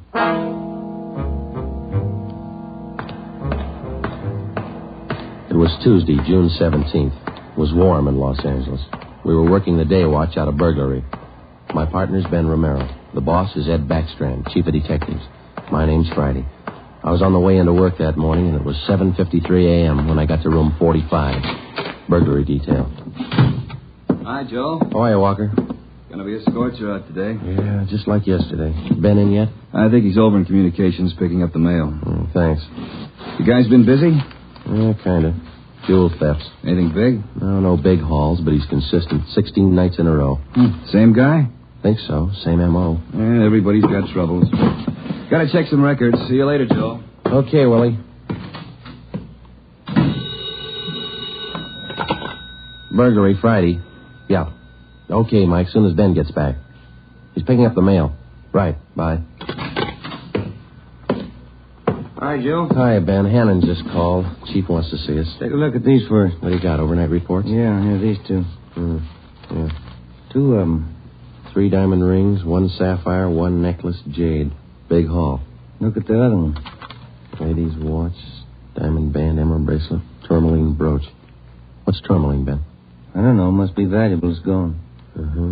Let's see. Owner left house about 9 p.m., returned about 1:30 a.m., found property gone, scratches on the door. Probably using the cellophane method. Hasn't missed yet. 2 in 1 night. Well, he's picking up his pace. Must have a bag full of loot somewhere, whoever it is. You get the description sheet from pawn shop detail? Yeah, got him right here. You take half of them. Let's see what luck we got this morning. Nothing so far. Me neither. Let's see. I'll get it, Joe. Burglar Romero. Hi, Ben. Chief still wants to talk to you, boys. He's got an appointment at 8:30. Wants to see you before he leaves. Okay, Mike. Just checking some buy sheets. Be right in. Better make it fast. He's in a bad mood this morning. Okay, Mike. Thank you. Backstrand again? Yeah, he's in a bad mood. Come on. Wonder what's bothering him. Something's bad. He doesn't blow very often. Chief of Detective's Office, Hannon. Go ahead in, boys. He's waiting. Thank you, Mike. All right, ma'am. I'll connect you. Friday, Romero, sit down. Wait till I get the phone. Backstrand. Oh, yes, Mrs. Winthrop. Yes, ma'am. We're doing all we can. Yes, ma'am. Yes, ma'am. Yes, I'll do that. Yes, ma'am. Goodbye. Got trouble, Ed? Taxpayer, Mrs. Winthrop. You two ought to remember the name. We do, Skipper. 10 days ago, somebody lifted $2,000 worth of diamonds from her bedroom while she was at the symphony. Last night, she was hit again. A diamond watch, an emerald bracelet, and some kind of a brooch. Tourmaline. I don't care what kind it was. It's gone. What's the pitch? We just read a report a couple of minutes ago, Skipper. Could be a tie-in with those other 16 jobs. 16 jobs in 16 days.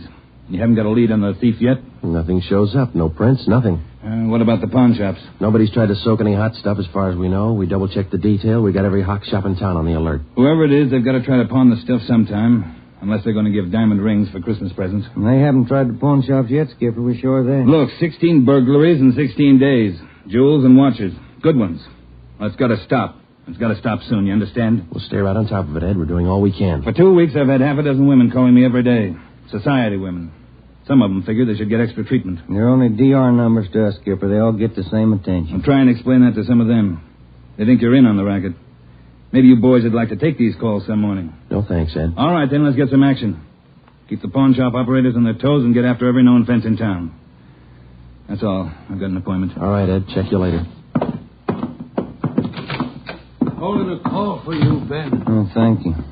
Hello. Oh, hi, Max. What? Well, hold it. Be right down. First break, Joe. What do you got? Necklace and a watch. Both of them on the stolen property list. Where? Henry's pawn shop. 5th and Main. 6 minutes later, at 8:25 a.m., Ben and I drove up in front of Henry's Square Deal Pawn Shop. Quick cash, no red tape, watches bought and sold. The proprietor was Max Murphy, an old friend of Ben's. Well, pal, of all days, it had to happen yesterday. Took the day off and went fishing up at Big Bear. I left my nephew in charge, Harry. A real knothead, that kid. How do you mean, Max? Joe, if I told him once, I told him 101. Whatever you do, whatever they come in with to Hawk, check it with the list. Check it with the stolen property list. What does he do? He forgot. He forgot. Oh, a real knothead, that boy. How old is he, Max? 32. A real knothead. I checked the slips from yesterday. Then I checked the stolen property list. There it is. Hot stuff. When did the stuff come in, Max, do you know? About 4 o'clock yesterday afternoon. Can we look at it? Oh, sure. Back here behind the counter. There it is. Did you check out the serial numbers on the watch yet, Max? When I found out, yes. They matched to a T. All right, let's see. Yeah. Description on this necklace matches, too. Let's have a look at your buy book, huh, Max? Yes, sir, Joe. Here you are. There's a deal right there. Here? Yeah, that's him. That's how he gave his name. Walter Tracy, 132.5 Blackstone Court, Los Angeles. Let me check the book for the description, man. Oh, sure. Yeah, here. Mm-hmm. Okay, Max, thanks. We'll be checking with you later. Sure, Joe. Anytime. Sorry. All right, Max. See you later. You fellas take it easy. Right.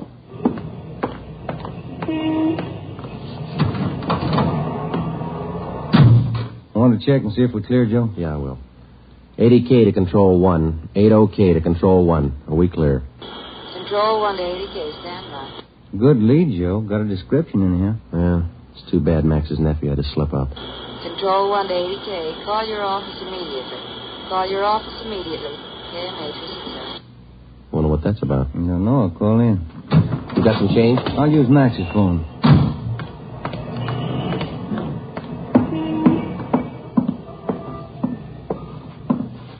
Use your phone a minute, Max? Oh, you, Ben? Sure. Help yourself. Thank you.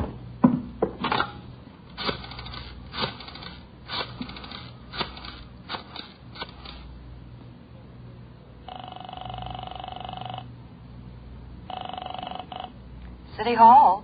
2524. 2524. Burglary. Levine. This is Ben, George. You got something? Hot one. Universal Loan Shop, 6th and Barton Place. Guy just took in a couple of rings. He checked too late. What you mean? He checked the form after the guy left. It was signed Walter Tracy.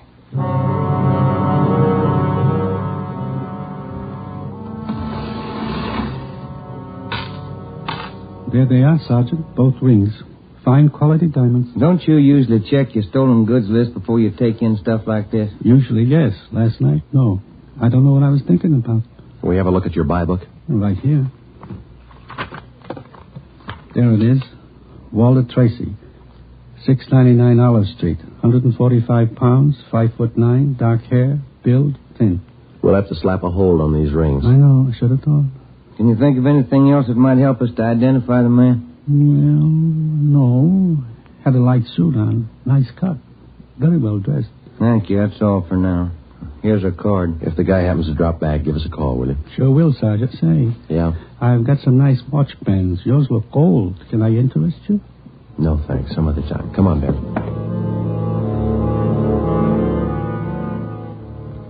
That afternoon and the following morning, despite our alert and our warnings, 2 more pawn shops called in with reports of stolen watches taken in. We checked them out.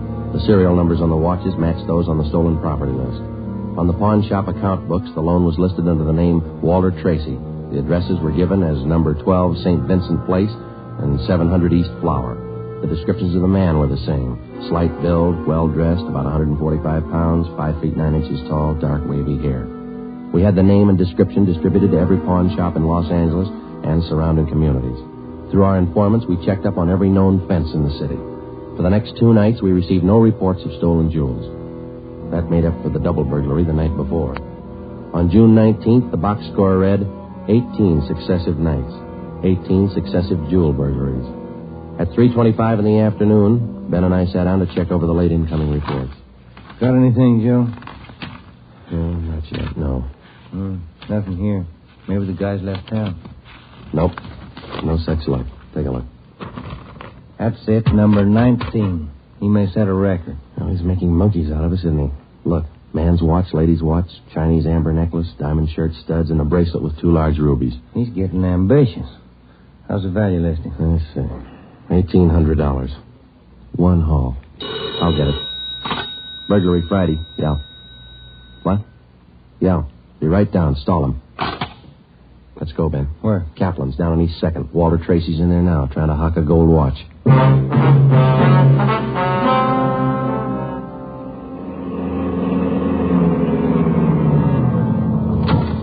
Ben, cover the door. I'll get it look like I'm shopping around. Right, but watch your step. We don't know this guy. Yeah, stay close to the door, huh? I'm sorry, that's the best we can do on the watch. Look, Mac, this is gold. 21 jewels. Well, it's the best I can do. Drop dead. What's the best I can do? Don't get sore. Yeah, sure. See you later. That's him, Sergeant. Walter Tracy. I stole him as long as I could. All right, I'll check back with you later. Did you spot the guy that just came out? Yeah, I went up straight. Let's follow him. Hustle it. You spot him, Ben?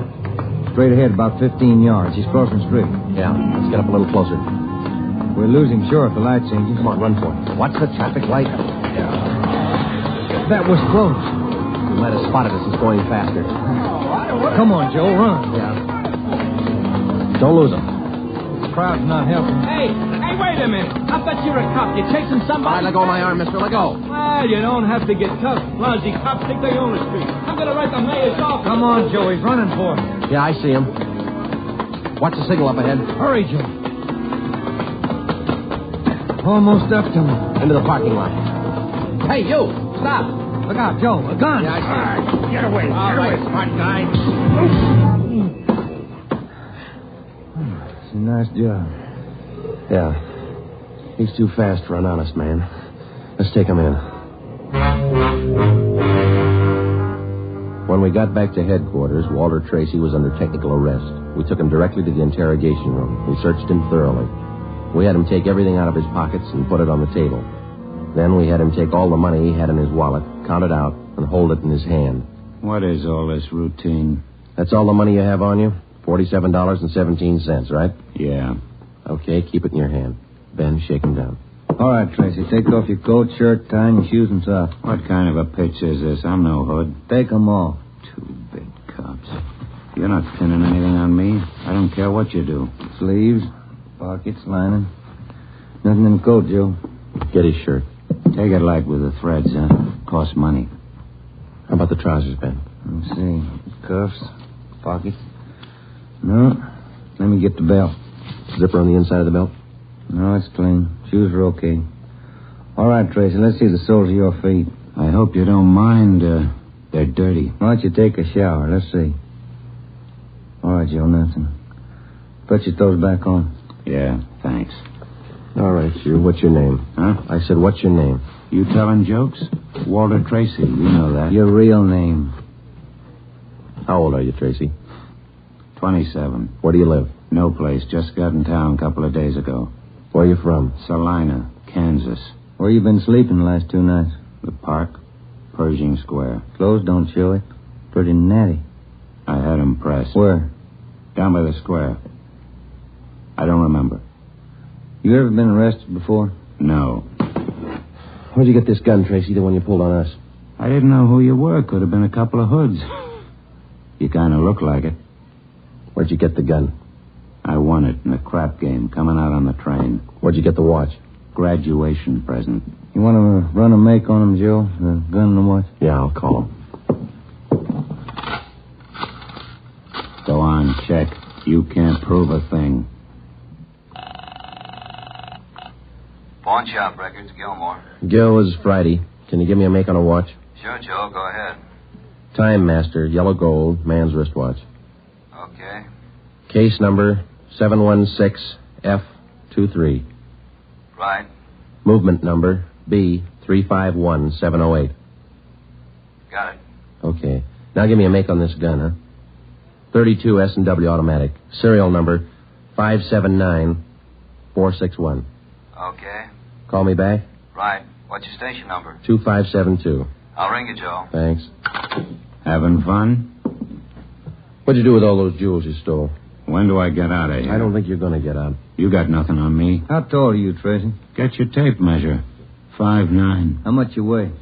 140. I'm 27. My name's Walter Tracy. I come from Salina. I've been in town 2 days, and I don't know what you guys are talking about. You sound smart. You don't act it. And you're flying blind, copper. What'd you do with those jewels you stole? I don't know what you're talking about.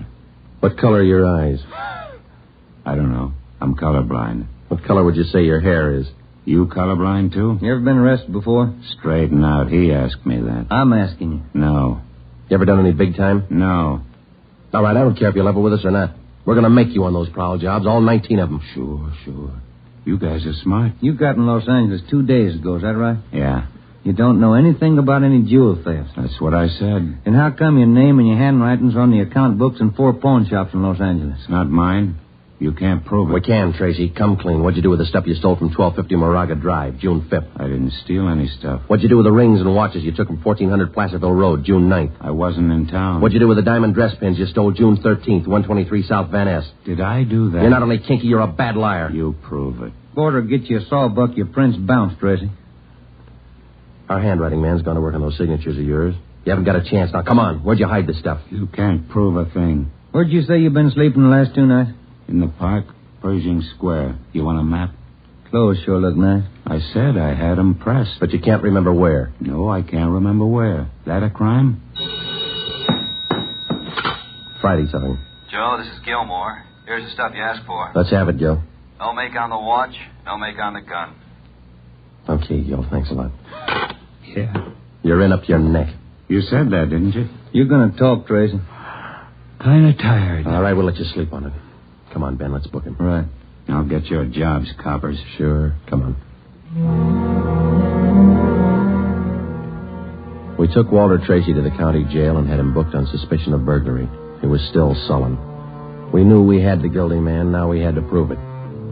As it often happens, the victims never see the burglar. They only know he's been there. They can't identify him, but they can identify their property. Our job was to find the property. When we did, we'd have Walter Tracy. And the 19 victims would have their property returned. But Tracy wasn't talking. We knew he'd never talk unless he thought it might help him. We took the problem to Ed Backstrand. Smart punk, Skipper, but he's done time before. How do you know? Tried him out last night when we brought him in. He talks like it and he acts like it. But he won't cop out. Are you sure? He won't talk in 100 years. He knows he's got us in the spot. Well, one thing's sure. We're not going to send him up without finding the loot first. He's planted the stuff somewhere in this city. We've got to find it. Ben and I have got an idea, Ed. It's not going to be easy, but it might work. What is it? Tracy tried to soak some of the stolen property at 4 separate pawn shops in the downtown area. Yeah? At each one of those 4 pawn shops, he gave a local address. Now, we're sure he must have a room or an apartment someplace in town. All right. Where? That's where guesswork comes in, Skipper. Every one of those addresses he gave falls within a certain area. How big an area? You've got that street diagram, Joe? Yeah. Here it is, Ed. From Figueroa here to San Pedro, and from Pico down to 1st Street. The area's about 12 blocks wide, 14 blocks long. That's a lot of territory. How are you going to cover it? On foot. We'll take Tracy with us. Plenty of legwork. You sure it's the answer? We've got to find the stuff, and it's the only way we can figure it. Hotels, apartments, rooming houses. There must be hundreds of places he could stay in that territory. It'll take a couple of weeks. Yeah, on foot it will. All right. It's tough, but it's your idea. Go to it. An hour after we left Chief Backstrand, we got Tracy out of his cell in the county jail and started our canvass of the appointed area. We took the usual precautions and handcuffed Tracy's wrists to our own. We started the search for his hideout at 1st Street in Figueroa. It was a warm day in Los Angeles. The temperature was 91. After the first 3 hours, I could tell Ben's feet were ready to give out, and so were mine. We couldn't even have the comfort of complaining. That had encouraged Tracy, and he was cocky enough already. He cursed and threatened every step of the way. My legs off. All right, quit pulling, will you? Come on, Tracy, up the stairs. Another one to check. Warm day, Joe. Yeah, a little. What do you mean, a little? Must be 110. Yes? What is it? You the manager? Yes. Could you tell me which apartment this man has in your house, ma'am? Who, him? Yes, ma'am, this one. Never saw him before. He don't live here. All right, ma'am, thank you. Yeah. Hot, ain't it? When are you going to get wise? Come on, Tracy. Well, that finishes this side of the street. You want to cross over, Joe? Yeah, let's go. I'm hungry. I want to eat. After we cover the other side of the street. You can't do this to me. I'm going to get a lawyer. I'll have your jobs, both of you. Yeah, come on. We only got a couple of hundred places to cover.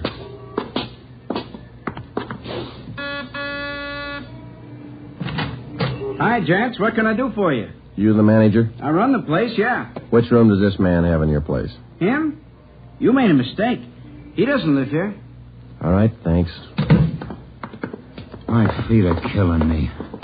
Wait till I get a lawyer. I'll burn both of you dumb cops. What do you think you're doing anyway? Making a guy walk? All that day and the day after that and the day after that, Ben and I, with Tracy handcuffed to our wrists, canvassed the designated areas, from hotel to hotel, from rooming house to rooming house, and the apartments, too. Every day our feet ached a little more, our pace slowed down, Tracy got more irritable, and the weather got hotter.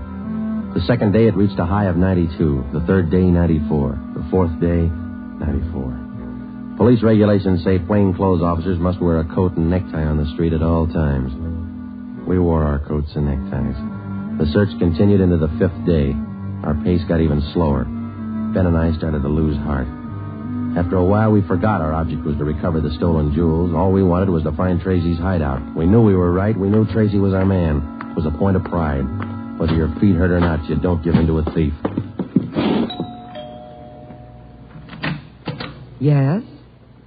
What do you want? You the landlady here? I am. Which apartment does this man have in the building? Well, none of them. He's not one of my tenants. Thank you, ma'am. Come on, Tracy. By the sixth day, all three of us had special pads in our shoes. Our feet ached worse than ever. Tracy let us know about his every 3 minutes. By late afternoon of the sixth day, we'd covered more than half of the designated area. The temperature was 95. You guys gonna go on forever? I'm sweating like a horse. I'm getting tired of your moaning. That looks like the manager behind the desk. Yes, sir? You the manager? Yes, sir. What can I do for you? Can you tell us which room this man has in the hotel? Him? Mm-hmm. He doesn't live here. Hey, you fellas look awfully warm. Like to cool off in the lobby? We're air-conditioned. No, thanks. I'm hungry. When do we eat? You're always hungry. You got the biggest mouth on a cop I ever saw. All right. Yeah. I'm hungry. I want to eat. Now. Wait till I give this story to the papers. Mistreating innocent guys. They'll break you. All right. Come on, up the stairs. I'm going to get a lawyer tonight. I'll show you. Yes? Why, Mr. Baker, where have you been? We questioned the landlady, a Miss Elizabeth Hunter. She told us that Baker, alias Tracy, had rented an apartment from her about 2 months before. That's all the information she could give us. Tracy clammed up. He would admit nothing. We asked Miss Hunter to accompany us as a witness. We took the elevator up to Tracy's apartment on the 6th floor. Miss Hunter, Tracy, Ben, and I. Down this way. Here. Do you want me to open it? Please, Miss Hunter. What? There's a girl. Walter? What is it, Walter? I told you to get out of town if I didn't come back. I didn't want to leave. I didn't want to leave without you. I thought you slept in the park. Take a jump. Where's the stuff hidden? All right, Ben, handcuff him to a chair. The girl behind him. We'll find the stuff ourselves. All right, Tracy. All right, you're next. I haven't done anything either, so you can't prove it. Billy, shut up. That's better. No talking between you two. If there is, we'll separate you. All right, Ben, you take the living room here. I'll try the kitchen. And get a window open. It's hot in here. All right. Sergeant, you will be careful of the furniture. Yes, ma'am. Well, I had no idea. You, Mr. Baker, of all people. Don't talk to him, please, ma'am. Oh, yes. Tin cop. Why don't you spell? Ben, look. It's only the beginning. He's got the stuff scattered 7 ways for Sunday. We're going to need help. In the milk bottle? Yeah, 2 rings, 3 loose diamonds, and this bottle of mayonnaise. We found some kind of a brooch in it. A couple of watches taped to the underside of the kitchen sink. All right, you. Convinced? Okay, Ben. Call Backstrand. There was a definite possibility that Walter Baker, alias Tracy, had stored some of his stolen loot outside his apartment. We stood little chance of ever recovering it unless we got him to break. Ben called Chief Backstrand, and in 10 minutes he arrived at the apartment with another man from burglary detail, George Levine. Together we went over the 4-room apartment foot by foot. We found jewelry, watches, loose stones in every conceivable place. In cartons of cottage cheese, in jars of cold cream, in the garbage can, everywhere. Who's your girlfriend? All right, I'll ask her. What's your name? I said, what is your name? Billy. Billy Crawford. He didn't do anything. He didn't. All right, Billy. Maybe you can tell us. Where's the rest of the stuff he stole? He didn't steal. He didn't steal anything. Billy, shut up. Keep quiet, you. Ed, wait a minute. What? Just a minute. I want to look over here. Papers. Taped to the underside of that top drawer. What is it, Friday? No, you can't. You can't. Look at these. All right, you found them. I'll talk. No, Walter, don't. Parole papers. He's an ex-con. Yeah, I'll cop out. Don't do it, Walter. Billy, shut up. Dumb dame. The rest of the stuff, where is it? On the roof. Inside the ventilator, the one near the front, you'll find a couple of paper bags. That's it. Levine? Got it, Chief. I'll check it. Your papers say you did time in Oregon. What for? Fell for robbery. Did 5. I owe him 7. What about the girl? Walter, I'm going with you. Her? I don't know. You figure it. All right, Friday. Romero, take the girl to Lincoln Heights and book her. We'll take him. Right, Ed. Come on, Ben. No, Walter, I want to go with you. I'm sorry, ma'am. This way out. All right, easy, lady. No, wait a minute. Just a minute. Walter? You're a dumb dame, Billy. So long. Walter. All right, come on, let's go. What's the matter? You feel all right? He lied. He said he loved me. He lied to me. Don't feel hurt, lady. He lied to everybody.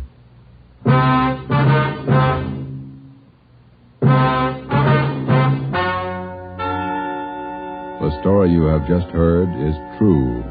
Only the names were changed to protect the innocent. Walter Baker, alias Walter Tracy, was tried and convicted on 3 counts of first-degree burglary and received the maximum sentence prescribed by law.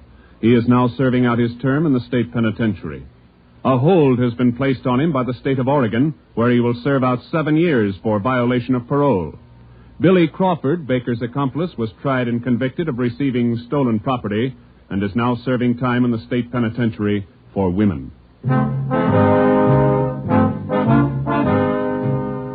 You have just heard the 11th in a new series of authentic cases transcribed from official police files. Technical advice for Dragnet is furnished by the Los Angeles Police Department.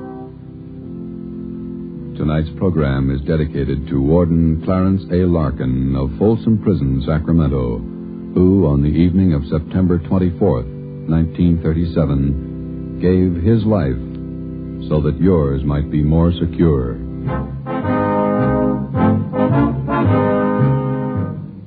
Dragnet came to you from Los Angeles. If you enjoyed tonight's production of Dragnet, you'll want to listen this Saturday evening to a pair of adventure shows featuring 2 well-known Hollywood personalities. You'll enjoy Brian Donlevy, star of Dangerous Assignment. Also on Saturday's schedule is Richard Diamond, private detective, as played by the screen's romantic tough guy, Dick Powell. Listen to both of these exciting programs this Saturday over most of these same NBC stations. This is NBC, the national broadcasting company.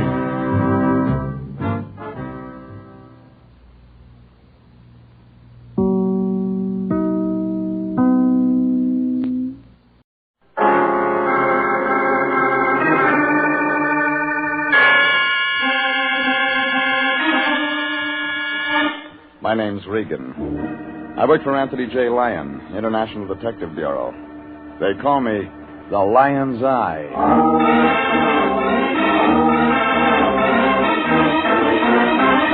Wednesday at 9, and CBS brings you Jeff Regan, Investigator, starring Frank Graham as Regan with Frank Nelson as Anthony J. Lyon. So stand by for mystery and suspense and adventure in tonight's story of The Lady from Brazil.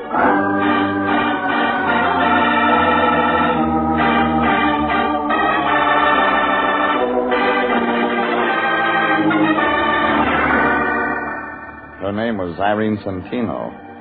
The lady from Brazil, the Lion called her. He figured it for an easy trace job. Something for missing persons, only when we do them, the Lion gets paid. Yeah. The program said it was simple. Except before we wound it up, there were a couple of added attractions. A doctor who didn't do any doctoring, a nurse with a built-in temperature, and a couple of blackouts that were meant to be permanent. And guess what? In that last part, I was supposed to be the star. Anyhow, it all began late last Monday. I was home. My boss, Anthony J. Lyon, knocked on my door. And that's when I made my first mistake. I let him in. Regan, I'm glad I found you in. I'm just on my way home from the office. You could have kept on going. I'm out of Johnny Walker. Oh, now, Regan, I didn't come by just for that. You got anything else? No. All right. As a matter of fact, I want your advice, Regan. Cut out starches and get some exercise. What else? What would you do if you traveled 10,000 miles just to see your sister and then couldn't find her? I'd give up the search. You would? Why? I haven't got a sister. Oh, that's not what I'm talking about. You'd go to missing persons, wouldn't you? Sure you would. But if you knew your family in a foreign country would become greatly alarmed at this sort of notoriety, you'd look for your sister in another way. You'd hire a good private detective. Now, isn't that right? Come on, Fatso, put it on the road. What do you mean? I'm just posing a simple problem. And you've got an angle somewhere. All right, we have a new client. Her name's Irene Centino. She's from Brazil, Rio. Fine family, Regan. Coffee. She's engaged international to locate her younger sister, Carmen. I'm no St. Bernard. You'll do till I can feed one. Oh, now, I know you've been working hard lately, but, Regan, this is one of those occasions when I'm proud to be a part of our profession. We have an opportunity to help a young lady in desperate straits and at the same time secure goodwill from South America. Ever hear of the State Department? Of course I have, but they can't do it all alone. It's up to individual citizens to take responsibility, too. And that's the only reason you want me to find a sister? Absolutely. Now, Miss Centino is taking an apartment at this address. Here, go see her, comfort her, let her know International and the United States of America will do everything possible to locate her lost sister. Yeah. That all? That's enough. What'd she pay you? $200. That's a lot of green to get in advance. Well, she insisted. She's very anxious to find that girl. Watch out her check doesn't bounce. It won't. She paid cash. That $200 was already making a lump in the lion's coat.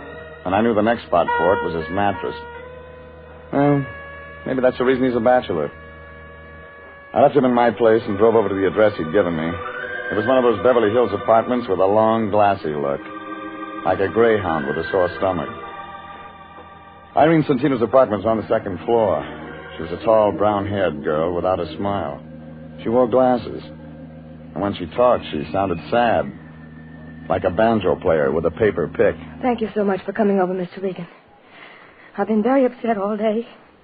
I just had to do something about Carmen. Your sister? Yes. She's the one I came to California to see. I heard. It's an awful vacant feeling. I thought she'd meet me at the airport, and then she wasn't there. And when I went to her address,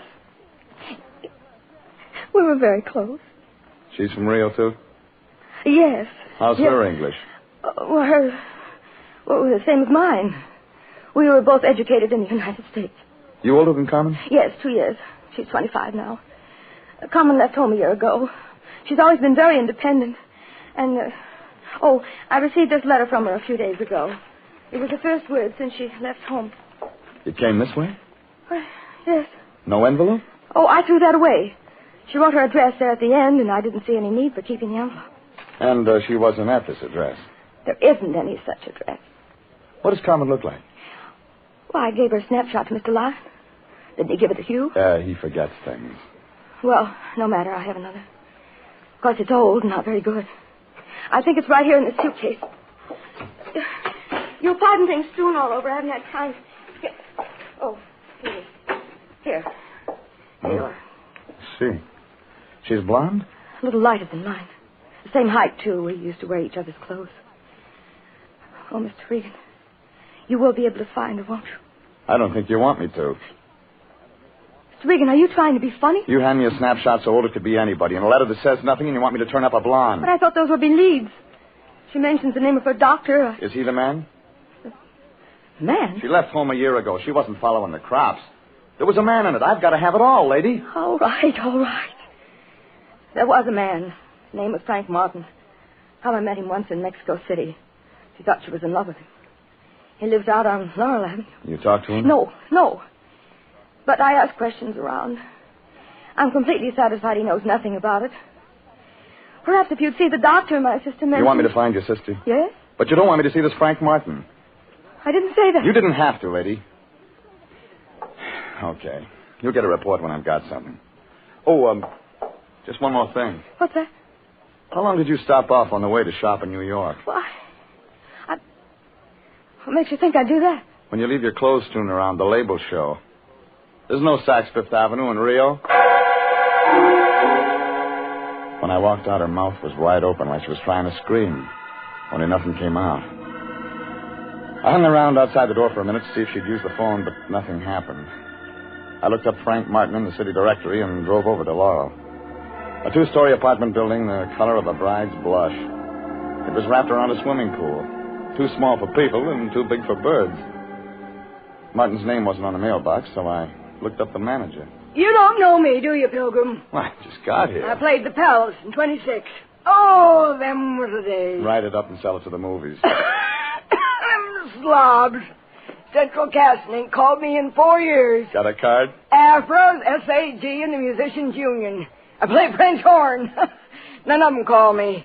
I figure it's television. No union yet. I'm looking for a man named Frank Martin. Now, look, if you got trouble, stay away from Frank. He bruises easy. And you're just a mother, too. He's a nice laddie. Now, remember what I tell you. Sure, sure. All right. Come on. I'll show you. Thanks. That's him. Up there. He stays in one key. All the time. A low one. You said that once. Well, here we are. You know, I kind of like you. You get around. Ever run into Mervyn Leroy? Not yet. If you do, mention my name, will you? Sure. What is it? Just say that Trixie Finnegan was asking for him. He'll remember old Trixie. How could he forget? You're not a whooping, you know. Come on in. It's unlocked.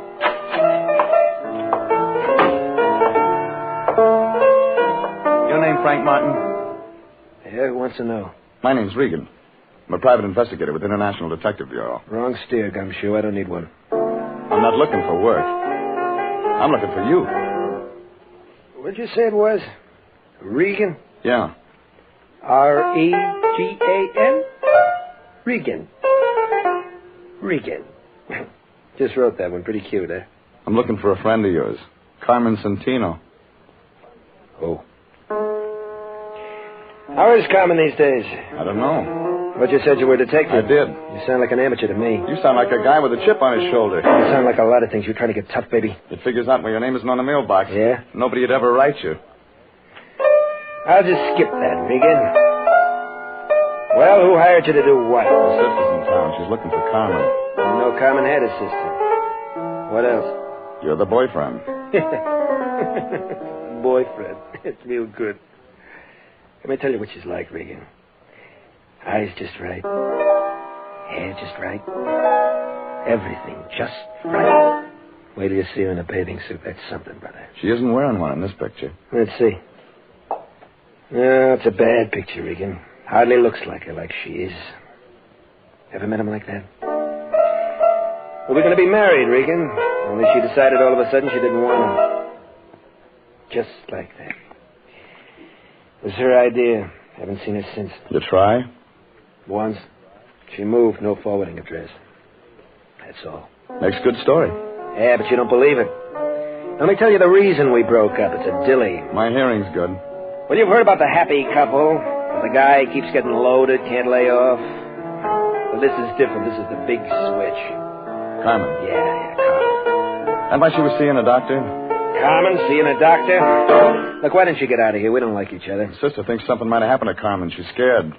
Yeah, some of us are scared part of the time.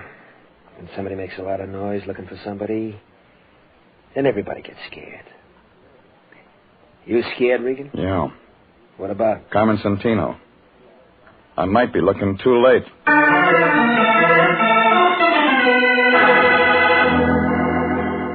Well, what he gave me filled in the cast, but the plot wasn't getting any clearer.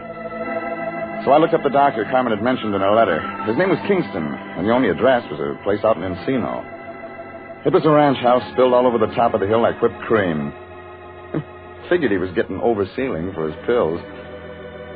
I parked my car by the gate, followed the flagstones up to the front door. When I pressed a button, I heard something that sounded like chamber music. And then a blonde girl wearing a red dress that must have been riveted on opened the door about the middle of the second chorus. I like blue serge. Has an effect on me. It's the only thing in the closet. You fill it out nice. But you don't look sick. I want to see the doctor anyway. Come on in. We'll talk about it. You are tall, Mr. Regan. Regan. Who are you, Florence Nightingale? I hold the doctor's stethoscope. My name's Vivian Lytell. Mind telling him I'm here? He's busy. He just opened another bottle. Well, I'm right on time. Oh, Rex isn't sociable like me. He drinks alone. He gets more that way. Let me entertain you. Easy, Angel. I don't know how to fix a fracture. I've already got a man who can do that. I want one with brains. What's the matter with the doctor? Keeps his in a bottle. Hasn't used them for a long time now. He's been all right. This? He'd be selling papers if his wife hadn't left him a good insurance policy. Don't you like his money? Oh, don't get me wrong. It's just that the girl has feelings, too. Yeah, they show. I'm glad I met you. We're going to have some nice afternoons. I thought you worked for a living. Got lots of free time. Besides, I should have at least one outside interest. Keep looking. You'll find one. You smile good, but you talk nasty. I only came to see Kingston. Well, there's always the phone. Call and make an appointment. Now, get out. Oh, Vivian, about... Oh, I didn't know you had company. I'll talk to you another time. Just a minute, Doctor. This is Mr. Regan. Huh? He's your company, but he doesn't have a business card. Oh. Well, look, Mr. Regan. I'm no longer in practice, just doing research on my own. I have all the medical equipment I can use. I turned all my patients over to another doctor. I know one you forgot. Well, tell me who. Carmen Santino. Carmen... Go ahead, Vivian. I'll speak to Mr. Regan. Watch yourself, Rex. He doesn't know how to be nice. Will it take a minute? I'll crack some ice. You'll need a drink. She's a very fine nurse. Yeah. It's a nice uniform. Well, working on my own, very casual. You said I had a patient named Carmen... What was it? Carmen Santino. I'm afraid you're mistaken, Mr. Regan. Who told you that? Well, I read about you in a letter. That must have been another Kingston. There's only one with a license. You're a relative of the girl? Friend. You're a detective, aren't you? Yeah. Want to show me your files someday? Why not today? This way, I keep them right here in my lab. Help yourself, Mr. Regan. Oh, you want a drink? Too early. You don't mind if I have one? Your house.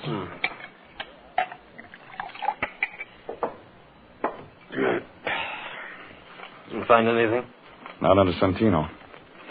She could have used another name. Oh, that's possible. When was I supposed to have treated her? Oh, about a year ago, according to this letter. Here, this is a picture. No. Oh. I've never treated anyone who looks like that. Sure. Positive. What was her illness? Might have had something to do with that stuff you're drinking. They die from it sometimes. I see. You can't see it from this window. But just over the hill, my wife is buried. I had special permission from the county, of course, bury her on my property. She was a great comfort to me. We were very close. I haven't been the same since she passed away. And that is why I am no longer in practice. I didn't ask for that. Oh, but you did, with your eyes. You're a strange man. Do you enjoy making a living this way, prying into other people's lives, searching for what is best left alone? You still here, Rex? Yes, Vivi. He's just leaving. You can find your way? Yeah. Well, bye, Blue Serge. You were a real disappointment. Don't give up. I'll be back. Don't bother, Regan. The doctor will be out.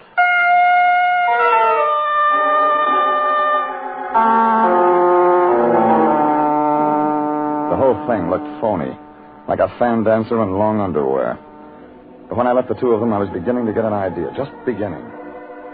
I walked over the side of the hill to look at that grave. It was there, all right, like he said. Irene Kingston, 1922, 1948. Well, maybe that explained it. Maybe it didn't. I was remembering those New York labels I'd seen on my client's clothes. I called up a friend of mine in the CAA. He checked into it and told me nobody named Santino had come in from Rio on any flight in the last week. And the immigration people didn't have a passport or visa record on her either. I was home thinking about all this when my phone began ringing. It was Irene Santino, and she did all the talking. I tried to get you at your office, Mr. Regan, but no one answered. I had to speak to you. What about? I phoned Carmen. Say that again. I phoned Carmen. Or rather, Carmen found me. I feel foolish now, calling you people in and all that. She came right to my apartment. Can you imagine she's been looking for me? Please thank Mr. Lyons for his kindness. And, Mr. Regan. Yeah? It's all confidential. I wouldn't want any of this to get to the wrong people. You know some of the wrong kind? Doesn't everyone? Well, goodbye. Oh, Regan, you run any expenses on this Santino thing? No. Good. It's all over. Well, how do you know? She just phoned me. Just came from missing persons. There's a cop there named Perini. Got an eye like an eagle. Had that other picture of the Santino dame with me. He took one look at it and opened up a file. What kind of file? Dead and unclaimed. What do you mean? The county buried her. Carmen Santino's been dead a year.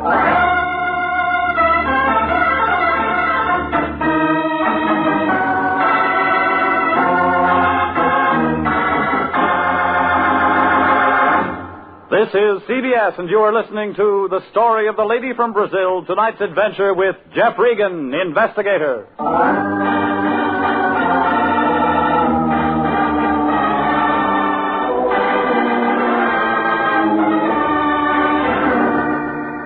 Well, it figured somebody was having nightmares.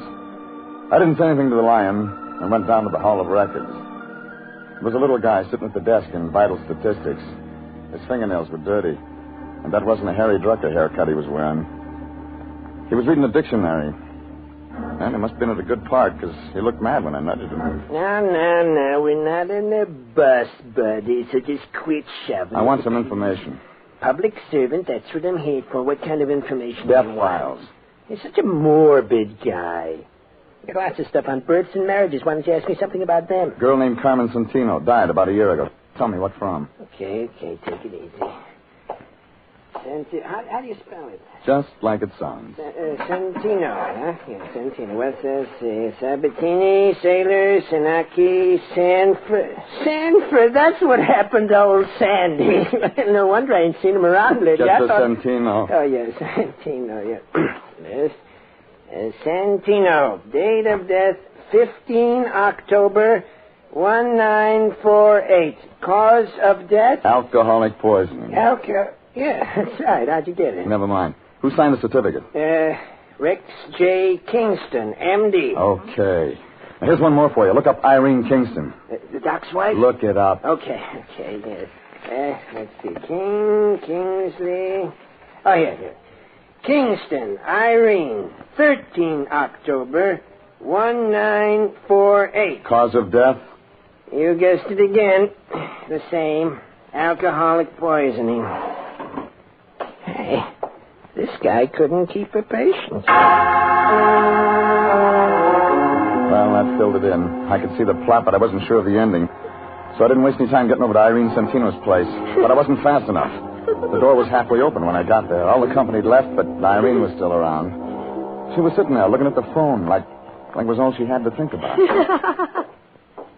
Miss Reed. What's so funny? Excuse me for not getting up, but I didn't expect you. I told you I found my sister and You told me, but you didn't tell me she was dead. I didn't even tell you that I haven't got a sister. Did I? Come on, lady, give it to me. What are you talking about? That little red spot on my arm. It doesn't look like much. But you just wait, Mr. Regan. You just wait. You just wait.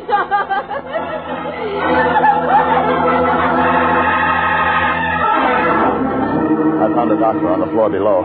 He grabbed his black bag and went to work on her. She quieted down to a slow, inside giggle. Then went out all the way. The doctor got a hold of an ambulance and carted her off to a hospital.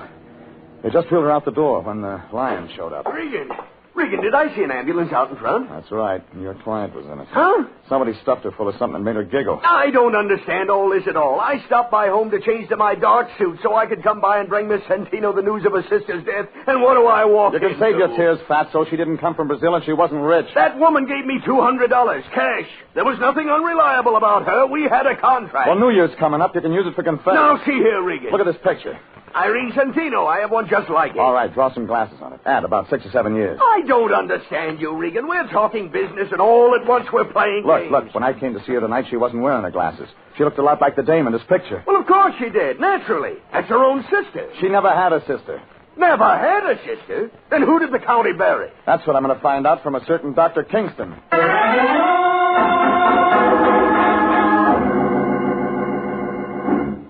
I had a feeling you'd be back. I built a fire. I forgot the marshmallows. We'll think of something else. I'm not mad anymore. I'm still looking for your doctor. Well, let me take care of you. I have a way with men. Didn't we do all this once before? Well, it's night now. I'm better with the lights low. You can ask me some questions. I know some swell answers. I'll bet.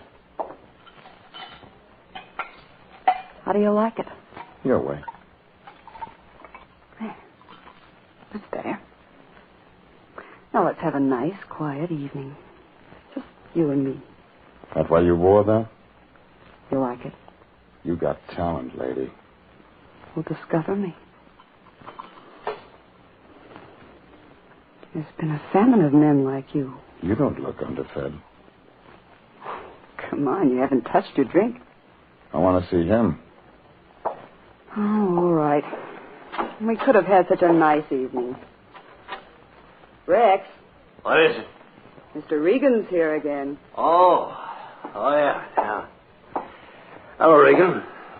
Didn't I tell you I'd be out? You told me that, but you didn't tell me what I wanted to know. Had to go to Vital Statistics to get it. What? You don't have anything in your files about Carmen Santino, but you signed her death certificate. Now, you get this, Regan. I don't have to talk to anyone who comes here without a warrant, and you haven't got one. When I tell the city attorney's office what I've got, they'll have somebody out here to open that grave on the hill. What do you mean, Regan? Irene Kingston died 2 days before Carmen Santino of the same thing. Dr. Kingston signed both certificates, and he collects on his wife's insurance.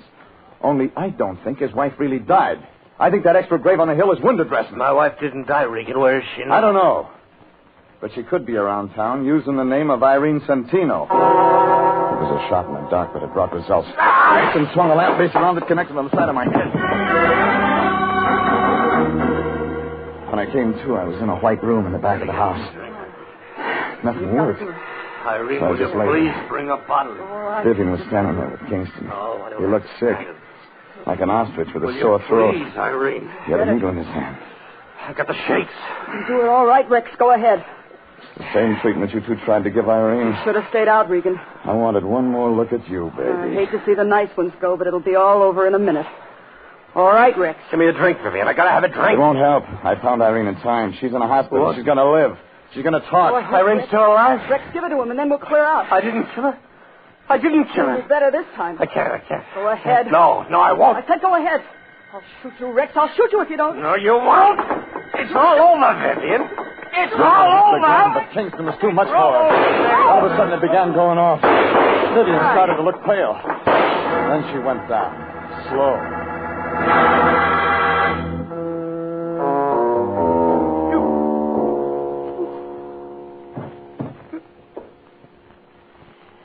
Oh, she deserved that. That's what you're going to tell the state? Regan, is Irene really going to live? That's what the doctor says. Oh, good. Regan, look, no, don't try to move. I gave you a shot of preparatory solution. You won't be able to move for another hour. I suppose I ought to run.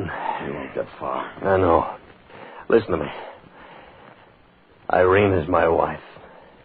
She's innocent of all this. When you tell the police the real story, I haven't got it all. I know it started with Carmen Santino. Oh, she stumbled in one night, dropped dead before I could do anything. Alcohol. Yeah. Before she died, she kept talking about a man named Martin. Lives over on Laurel. But I didn't get in touch with him. I had a better idea. She looked a great deal like my wife, Irene. It was really quite remarkable. The insurance. Yeah. Irene didn't want to do it, but she loved me, so she finally agreed to hide out in New York. I used one body for 2 death certificates, buried an empty box up on the hill. I was supposed to join Irene later. We were going to start a new life together. Vivian. Yeah. Vivian came along. I was drinking one night. She found out the truth. I was trapped.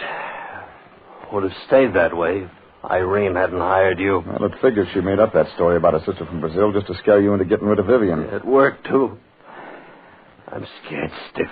Yeah, like that guy Martin said. Somebody gets scared, and then you... And everybody. Regan? Regan, can you hear me? Huh? Oh, sorry. Stuff's making me sleep. Yeah, that'll wear off. I'm going now, Regan. See that Irene gets a fair shake. I'll try. He picked up a bottle and started out the door. He didn't even look down at Vivian's body on the floor. I tried to move, but like you said, nothing worked. It was more than 2 hours before I could get to the phone and call homicide.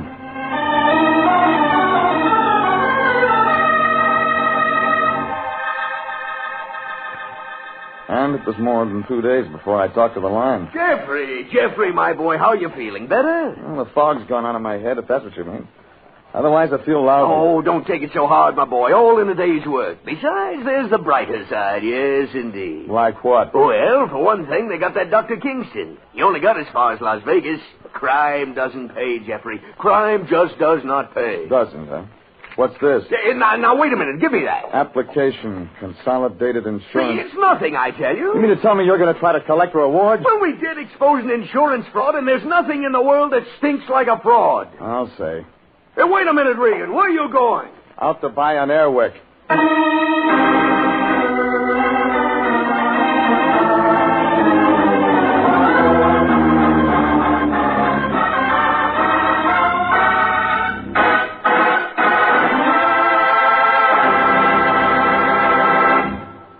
Jeff Regan, Investigator, is written by E. Jack Newman, directed by Sterling Tracy, and stars Frank Graham as Regan, with Frank Nelson as Anthony J. Lyon. Original music is by Dick Arant.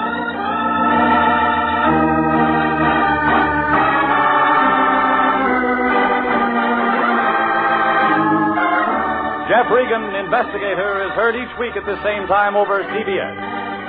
Bob Stevenson speaking, and inviting you to be with us again next Wednesday at 9 for more suspense and mystery and adventure with Jeff Regan, Investigator. This is CBS, the Columbia Broadcasting System.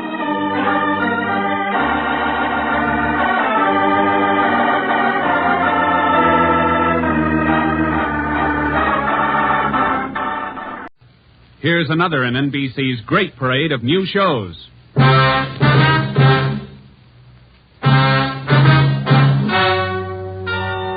Ladies and gentlemen, the story you are about to hear is true.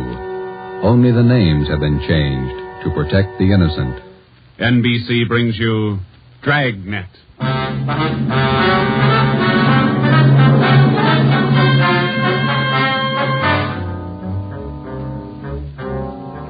You're a detective sergeant. You're assigned to robbery detail. An armed gang of blitz bandits has started to work in your city. Their pace is fast, 4 and 5 robberies each night. The criminals are not amateurs. They're well armed, dangerous. Your job, get them. Dragnet, the documented drama of an actual crime, investigated and solved by the men who unrelentingly stand watch on the security of your home, your family, and your life.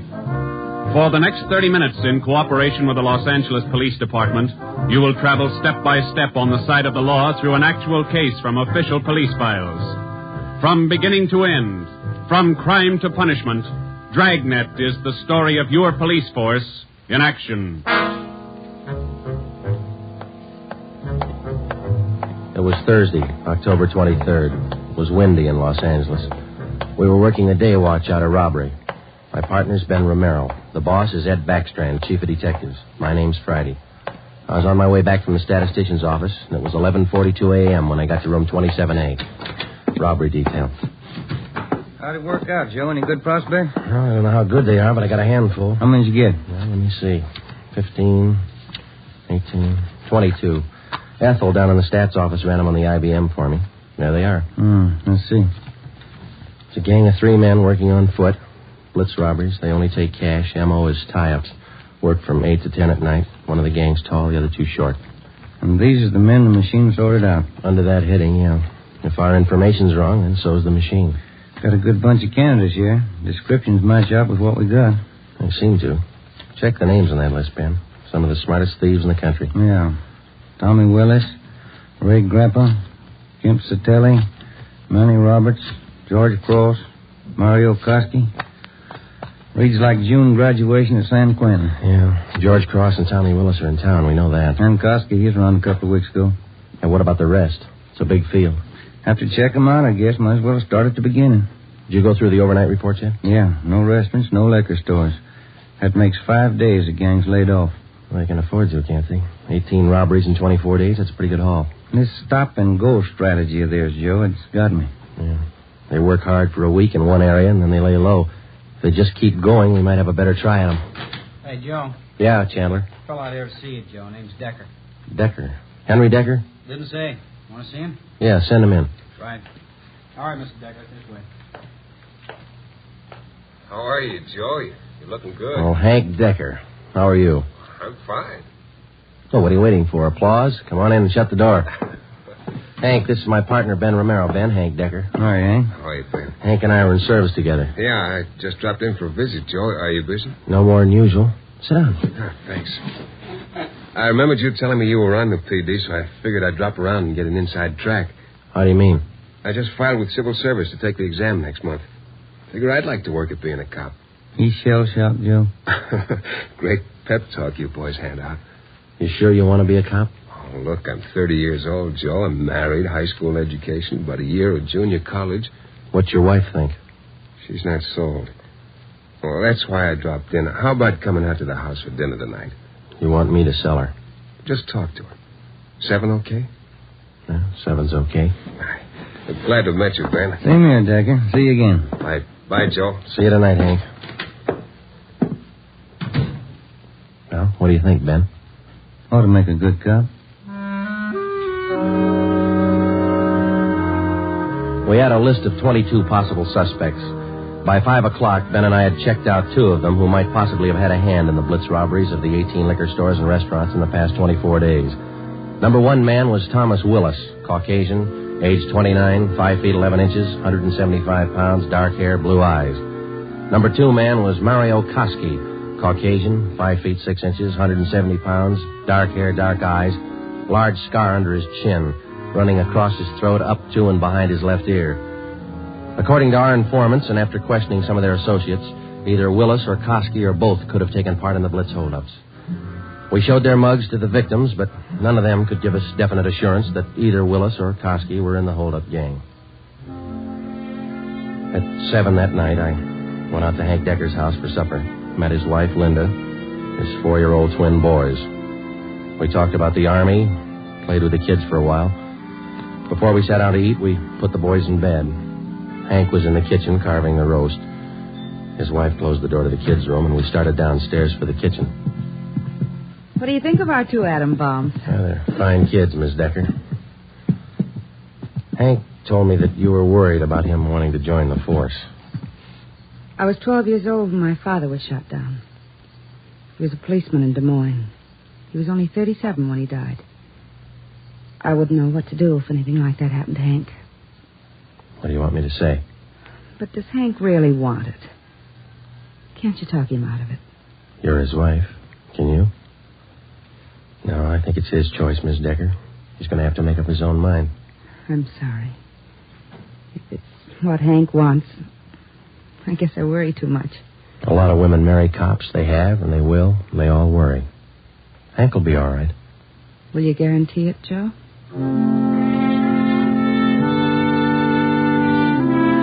During the next month, I heard from Hank Decker only once. He was studying hard. During the same month, Ben and I were working hard, trying to find some kind of a concrete lead to break the blitz gang. There had been no subsequent holdups which seemed to tie in directly with the gang or its operations. From the list of possible suspects which Ben and I made up, 18 names had been eliminated for one reason or another. Either they were in jail at the time of the robberies, out of the Los Angeles area, or out of the state. But 4 names remained: George Cross, Tommy Willis, Mario Koski, Julian Brock. During the latter part of the month, George Cross was booked on a minor charge, and we questioned him at that time. He showed no knowledge of the holdups. Nearly 2 months after the robberies were committed, Ben and I were still without a solution as to the whereabouts of the gang. Never known a blitz gang like this way before, Joe. Once they get wound up, they usually go until they're caught. Yeah. Did you get out those telegram checks to the east yet? Last night before I went home. Sent out all 3. Willis, Koski, and Brock. I'd like to find just one of them. Chicago might have something. That's Koski's old hangout. Willis, too. What about Brock? He's from Kansas City, isn't he? Yeah. I got a wire, too. Might have an answer from one of them tomorrow. That's a slow job. We'll have to wait it out. Guess so. No follow-ups from the victims we talked to. I'll get it. Robbery Friday. Oh, hiya, Joe. Hank Decker. Congratulate me. What for? Just passed my written exam. Got the letter this morning. How about that? That's fine. When do you take your physical? Oh, not till the end of the month. Next week I take the oral and agility tests. Then the physical. If I get by them, I'm in. Well, you're going to have a full month at the police academy after the test. There's a lot of work, Hank. Oh, it can't be any worse than these tests. It's a tough 30 days out there on the Hill. Law, court procedure, evidence, combat firing, target practice. You'll have to wade through all of them. You ever going to have anything encouraging to say? Yeah, when you graduate. I won't count on it. How's the job going? Slow. How's your wife feel now? About taking the job? Uh-huh. A little better. She said to say hello. Okay. Keep us posted, huh? I'll do that, Joe. Right. Bye. Hank passed his written test. Sure anxious. Brandy, Romero, got a minute? Yeah, Skipper. Come on, Joe. You got something, Ed? Yeah, those blitz robberies you're handling. Not having much luck. We were. Gangs disappeared. Not a trace of them so far. They leave town? Oh, we're not sure, Ed. We don't even have a good description. We're guessing most of the way. What are your guesses? You've had a couple of months to make them. 12 of the holdup victims we talked to told us definitely that there were 3 men in the gang. 2 of them short, 1 of them tall. We've just been working from there. All 3 of them have dark complexions. Started with 22 possibilities and got it weeded down to 4. No, wait a minute, 3. Yeah.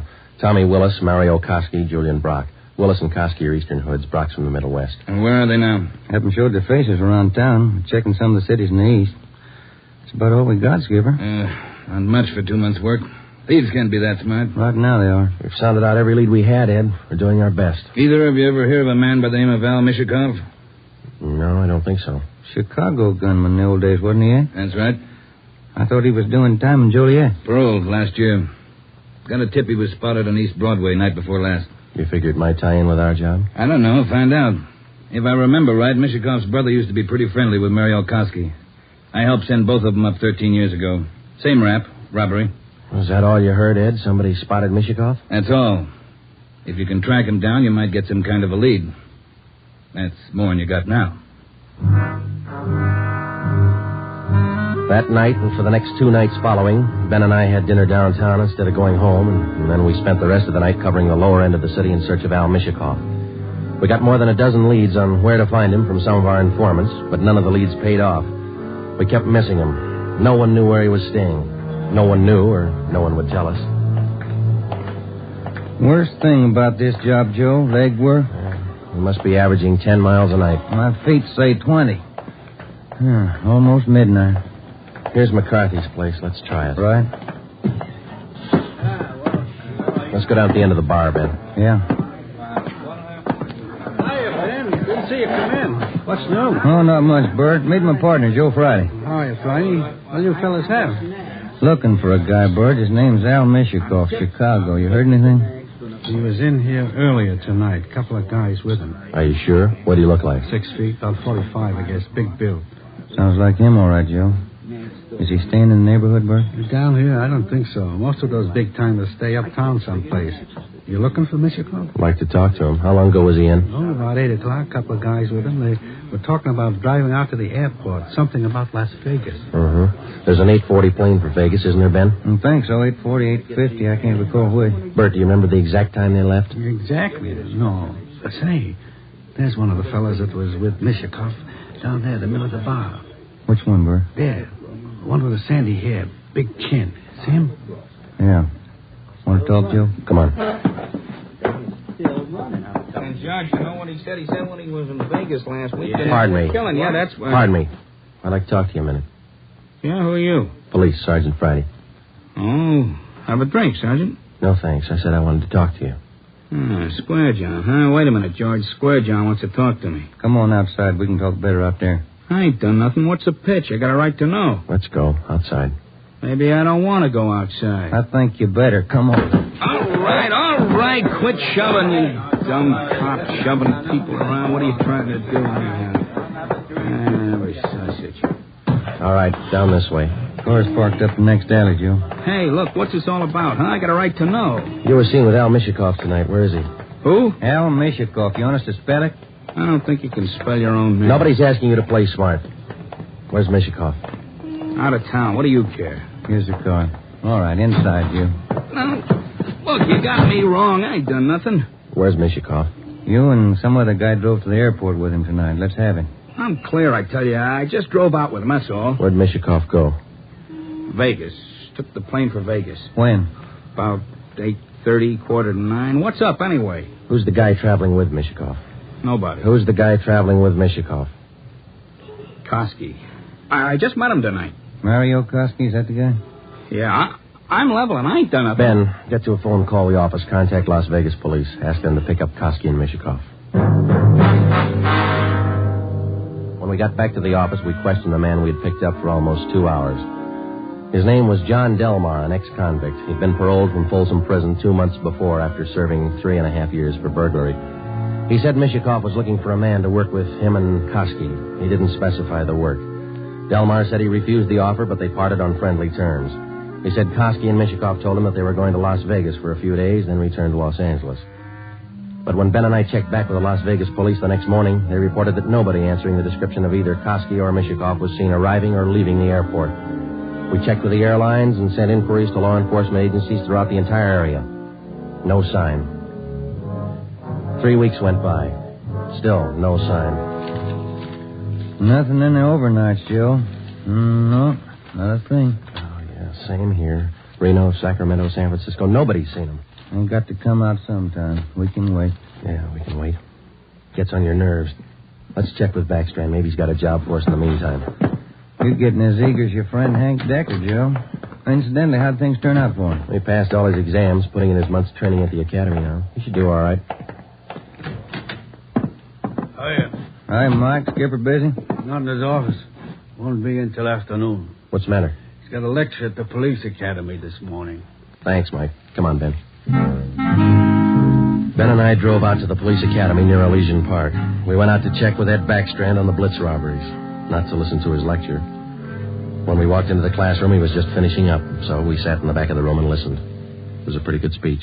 Because of the alertness of the arresting officer, his talent for memorizing detail, and his knowledge of how a criminal acts under a given set of circumstances, the arrest was made.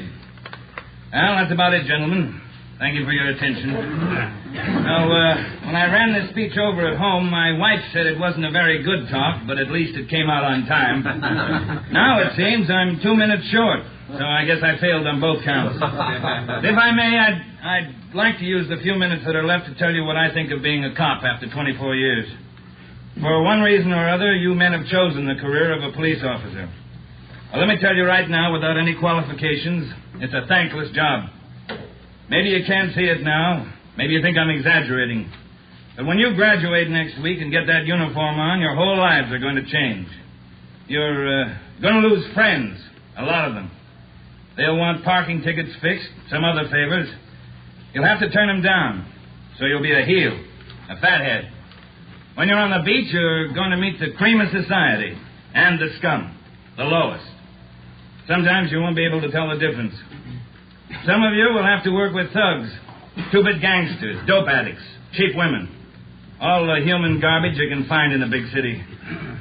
You'll come home at night and take a shower to wash off the dirt, but you still won't feel clean. That's the job. When you buy a box of candy and bring it home for your anniversary, the neighbors will say you chiseled it. When you save up a few dollars and buy a new car or some furniture for the house, it's graft. People are going to want favors. They'll offer you things, a free beer or a new dress for your wife. If you take it, you're a chiseler. If you don't, you're a tough cop. Well, here's a piece of advice. Take nothing from anyone, no matter how good a friend he is. Pay for everything you get and don't ask favors. Treat everybody alike, no matter what they look like or what they believe in. You don't play favorites. There are going to be times when a few men in the department get out of line. The newspapers will play it up because it makes good reading, and the average John public will love it. Because that's the only way he can pay you back for that traffic ticket you gave him. Being a good cop is a hard job, but it's a good one. Let me warn you just once more. It's one of the most thankless jobs on earth. That's all, gentlemen.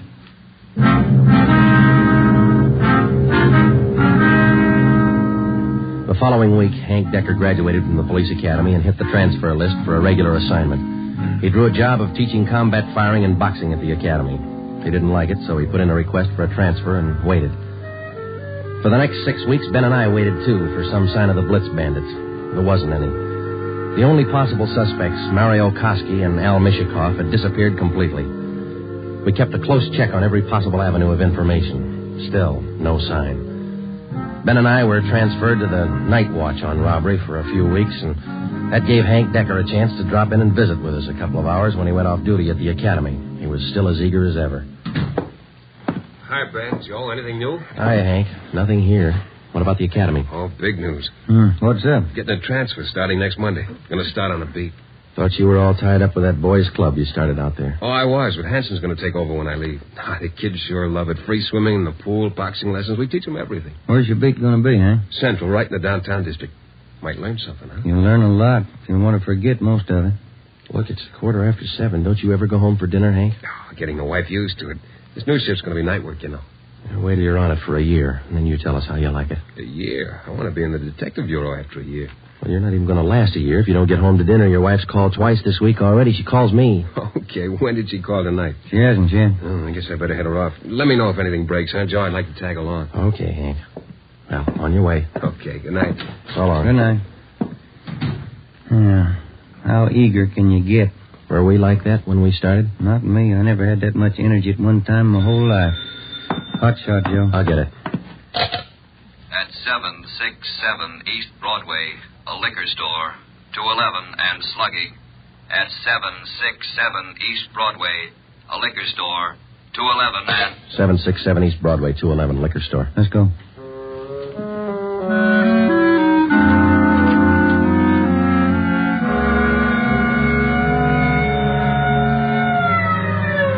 .767 East Broadway, King's Liquor Store.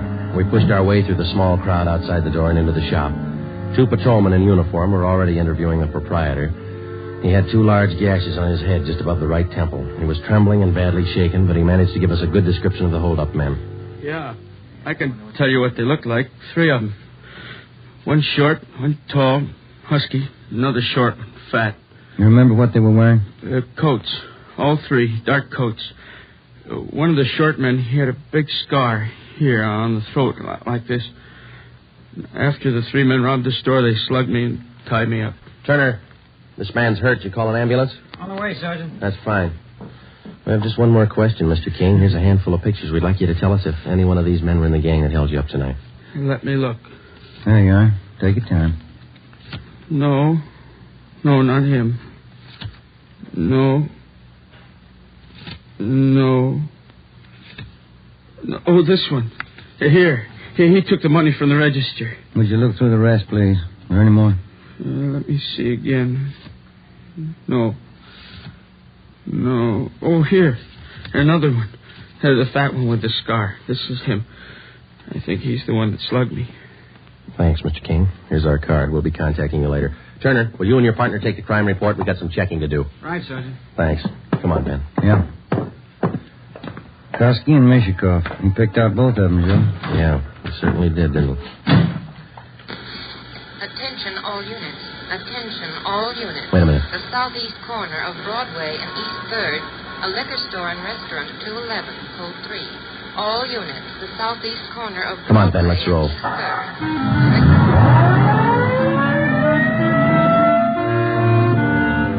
When we got to the liquor store and restaurant at Broadway and East 3rd, Ben and I knew for certain that Koski and Mishikoff were back in the city and working hard.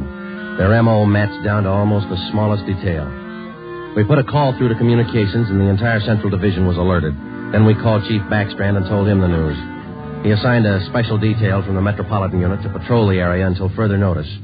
But at 9:23 p.m., before they pulled out of the police garage, the Blitz bandits added 2 more liquor stores and 1 more restaurant to their list of victims. Early the next morning, Ben and I met with Chief Backstrand in his office.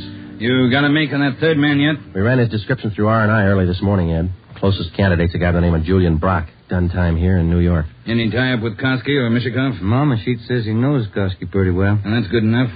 Now, how do you think you're going to get these thieves? We've got the alert out, Chief. Special detail from Metropolitan Division's been briefed. Communications all set. All right. Here's a tip for you. Tell the men if there's a hold-up call that only the car in the area of the hold-up will handle it. These thieves are no amateurs. They may try some decoy trick. Tell the men to stay in the area they're assigned to until they receive a call. Check? We'll take care of it, Ed. You going to be on hand tonight? And when do you figure on starting? We'll have the full detail out by 6:30. Play it safe and start at 4. Why chance missing them?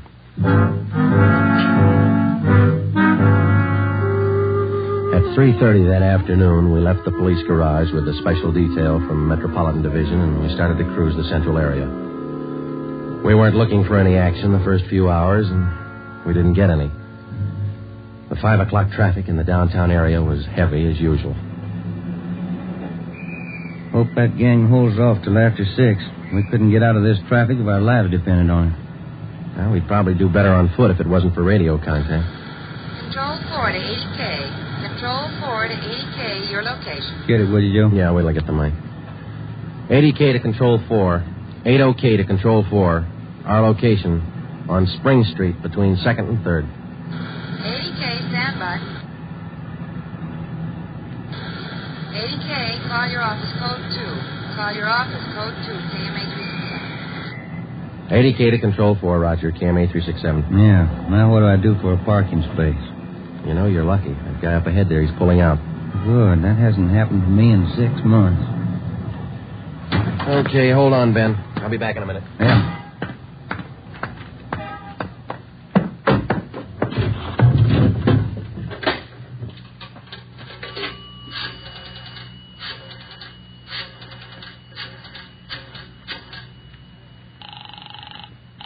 City Hall.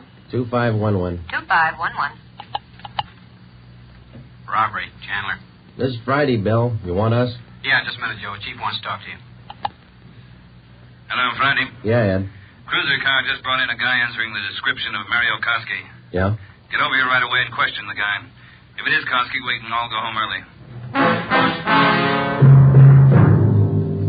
Ben and I went back to the office and questioned the man who gave his name as Conrad Larkin. He was Koski's approximate height and weight, same color hair, same color eyes. The resemblance to Koski's picture was evident. We questioned him thoroughly about the Blitz robberies, and then we checked out his fingerprints. The coincidence was hard to overlook, but we were satisfied. The man was not Mario Koski. There was a phone message on my desk to call Hank's wife. I called her, and then we checked with Chief Backstrand again and started for the police garage. It was 10 minutes past 6. Hey, Ben, Joe, wait a minute, will you? Oh, hi, Hank. What's all the excitement? I heard about those jobs last night, the Blitz gang. How about tagging along tonight? What's the stare? You suit yourself, Hank. When are you due home for dinner? I told the wife I'd eat out tonight. You sure you're not due home for dinner? No, not tonight, Joe. Did you have any luck yet? Not so far, Hank. Maybe later on tonight. Come on, here's the garage. How close did you come to the gang last night? Not close enough. 2 steps ahead of us all the way. They sure must work fast. 5 jobs in a row. All right, Hank, let's don't rub it in, huh? Hey, Ben, watch it, will you? Yeah. Woman driver. How about it, Joe? You think I can make the outfit? You can talk to Ed Backstrand. He might get you a transfer after a while. Yeah, I might try it. Joe, look across the street. There's a guy coming out of the bar. Where? In front of the bar. He's standing there. Guy in the dark coat, you see? Yeah. 2 other guys behind him. Who is it? I can't be sure. Ben, you better pull up. Koski. Looks just like his picture. All right. Come on. All right, hold it, mister. We want to talk to you. Run for it, Al. Cover. Watch it, Joe. Hank, get down. Get down. 2 of them down, Ben. Other one went up alley. Let's go. Did they get Hank? Yeah. All right, hold it right here. All right, Koski. Throw out your gun and come out with your hands up. All right, let's return the fire. Come on.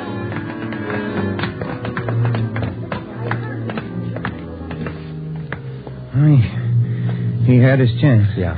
Grab his gun. Let's get back to Hank. Did you get the guns from the other two? Yeah, they're dead. Hank got them both. All right, one side, please. Officer, did you call an ambulance? Yeah, they're on their way. Come on, Ben. One side, please. Will you let us through? Hank, how you doing? That's a good job. Ben, will you get the crowd black? Give him some air. Would you just move back? Joe. All right, easy, Hank. They'll be here in a minute. Hank? Hank. How's it doing, Joe? Gone? Yeah. Come on.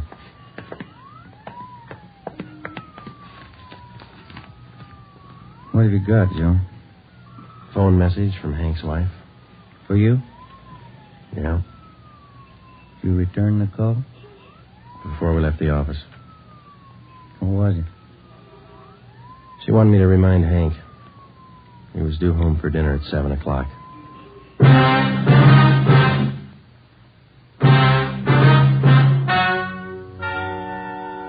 The story you have just heard is true. Only the names were changed to protect the innocent.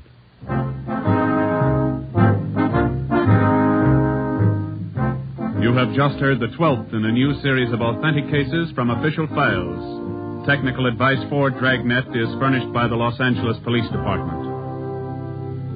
Tonight's program is dedicated to Patrolman James Frank Goggin of the Cleveland Police Department, who, on the morning of January 13th, 1939, gave his life so that yours might be more secure. Dragnet came to you from Los Angeles. If you enjoyed tonight's production of Dragnet, you'll want to listen to Richard Diamond, private detective, as played by the screen's romantic tough guy, Dick Powell, heard Saturday on most of these NBC stations. This is NBC, the national broadcasting company.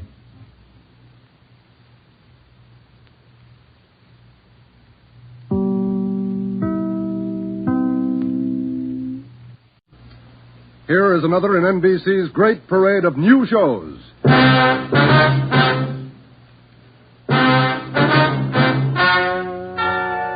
Ladies and gentlemen, the story you're about to hear is true. Only the names have been changed to protect the innocent. NBC brings you Dragnet.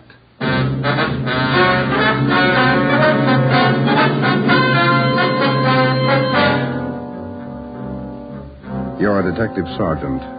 You're assigned to auto theft detail. In 3 months, more than 250 cars have been broken into. Property mounting well into thousands of dollars has been stolen. 2 youthful members of the gang have been apprehended. The all-important brains of the criminal ring, the leaders, are still at large. Your job, get them. Dragnet, the documented drama of an actual crime, investigated and solved by the men who unrelentingly stand watch on the security of your home, your family, and your life. For the next 30 minutes, in cooperation with the Los Angeles Police Department, you will travel step by step on the side of the law through an actual case from official police files. From beginning to end, from crime to punishment, Dragnet is the story of your police force in action. It was Monday, March 2nd. It was cold in Los Angeles. We were working the night shift out of auto theft. My partner's Ben Romero. The boss is Ed Backstrand, chief of detectives. My name's Friday. I was on the way back from the interrogation room, and it was 10:58 p.m. when I got to room 26, chief of detectives' office. Real tough kids, aren't they? Yeah, they won't admit a thing. Now, sit down. Thanks. When'd you pick him up? About 8:30 tonight in the parking lot behind the Star Theater out on Sunset. He was lifting the radio out of a 48 convertible. He's had lots of experience. The report says you picked up a 19-year-old girl with him. She was waiting for the guy in a parked car across the street from the theater. Car was full of loot. The first real break we've had on those auto burglaries in 3 months, and it's no good to us. Neither one of them will talk. They won't even admit they know each other. You run makes on them? Just did. We've been questioning the boy for an hour, getting nowhere. What's his name again? Freeman, Stanley Freeman. Oh, yeah. Age 20. Address? Butte, Montana. Down here for a vacation. He doesn't lie very well, Ed. He's never been to Butte, Montana in his life. Knows less about the town than I do. Well, get to him. Right, Ed. Where'd you put the girl? We had a policewoman take her to our office. We can talk to her when we finish with the boy. Well, what's her story? Hasn't any. She won't even open her mouth. 19 years old, probably needs a good spanking. Now get him to talk. Right.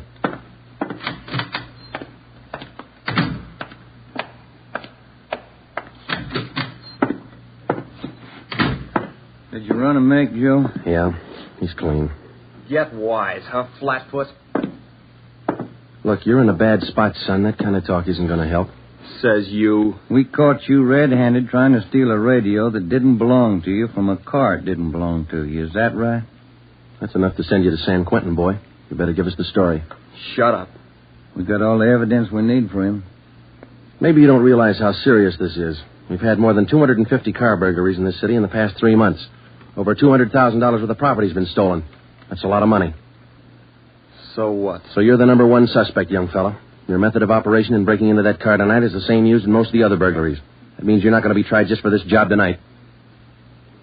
What are you getting at, Flatfoot?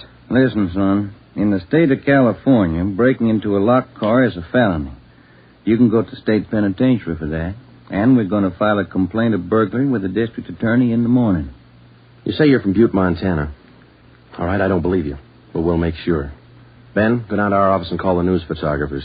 Stanley here is going to have his picture on the front page of every newspaper in Los Angeles tomorrow. Right, Joe? No. You can't. I won't let you. I got my rights. What's the matter, youngster? Everybody wants his picture in the paper. Yeah, well, I don't. I won't let him. We got your picture already for him, remember? They took it when they fingerprinted you. You can't use it. You can't. I'll get a lawyer. The reporters will be over in a couple of minutes. We have to give them your story and your picture, too. This one. You won't. You won't. Give it to me. All right. Give it to all me. right, Freeman, get your hands off him. Now, sit down. All right. Now let's have it straight. Don't let him use the picture. Don't let him. You can't. You can't. We got to have the truth, son. Now, look, you're 20 years old. You know right from wrong. You'll have to take your medicine. If you cooperate, we'll do all we can to help. I live out in the Wilshire district. All I wanted was a little extra money. We didn't take much. We didn't think it was so wrong. It was stealing, Freeman. You know that's wrong. Where do you live out there?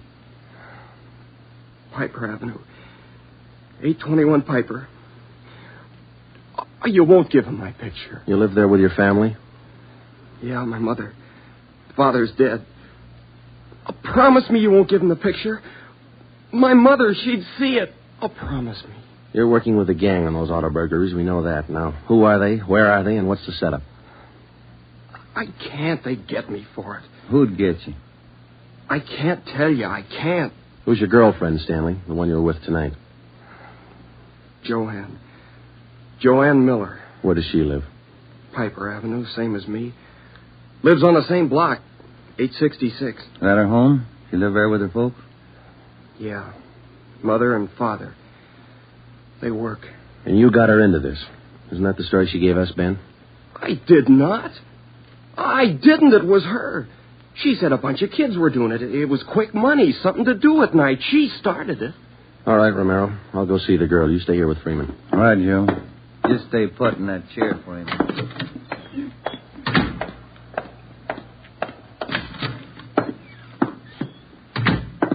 Hi, Marge. Hello, Joe. You and Romero handling this case? Yeah. I'd like to talk to the girl a few minutes. Marge, will you stand by? Right, I'll sit over here. Thanks. All right, miss. What's your name, age, and address? I told this lady cop 15 minutes ago I'm not saying anything. All right, then we'll tell you. Your name's Joanne Miller. You live at 866 Piper Avenue. You live with your father and mother. Both of them work. You're a liar. That's not me. You're 19 years old. You live on the same block as your boyfriend, Stanley Freeman, and you're the one who got him mixed up in this gang. Isn't that right? No, it's not right. It's not. I didn't do anything. Well, that's only half the story. Freeman told us everything. You want to hear the rest? No. Stan wouldn't tell you. He wouldn't. He told us how you got him mixed up in it. Quick money. That's what you told him, didn't you? No, it was him. I can prove it. The rest of the kids will tell you. He got me in this. Ask them, they'll tell you. It was Stanley and Fred Milford and George Jansen. They started it, all three of them. All right. Will you tell the story to a police stenographer? I'll tell him everything. He's not blaming this on me. Marge, will you go get the stenographer? Right. Now, how many persons in this gang of yours? Oh, about 10 or 12. And it's not my gang either. He got me into this, and now he's trying to lie his way out, blaming me. How long you been doing this, burglarizing cars? Me? Oh, only about 2 weeks. It was supposed to be fun, something to do at night. The rest of them been at it a couple of months. Who's the head of the gang? I told you, it's him, Stanley, and Fred Milford and Jansen, all three. I only started going out with him 2 weeks ago, maybe less. All right, Joanne. Tell it to the stenographer the same way. Stenographer will be in a minute, Joe. Okay, Marge, thanks. Stay with it. Right, Joe.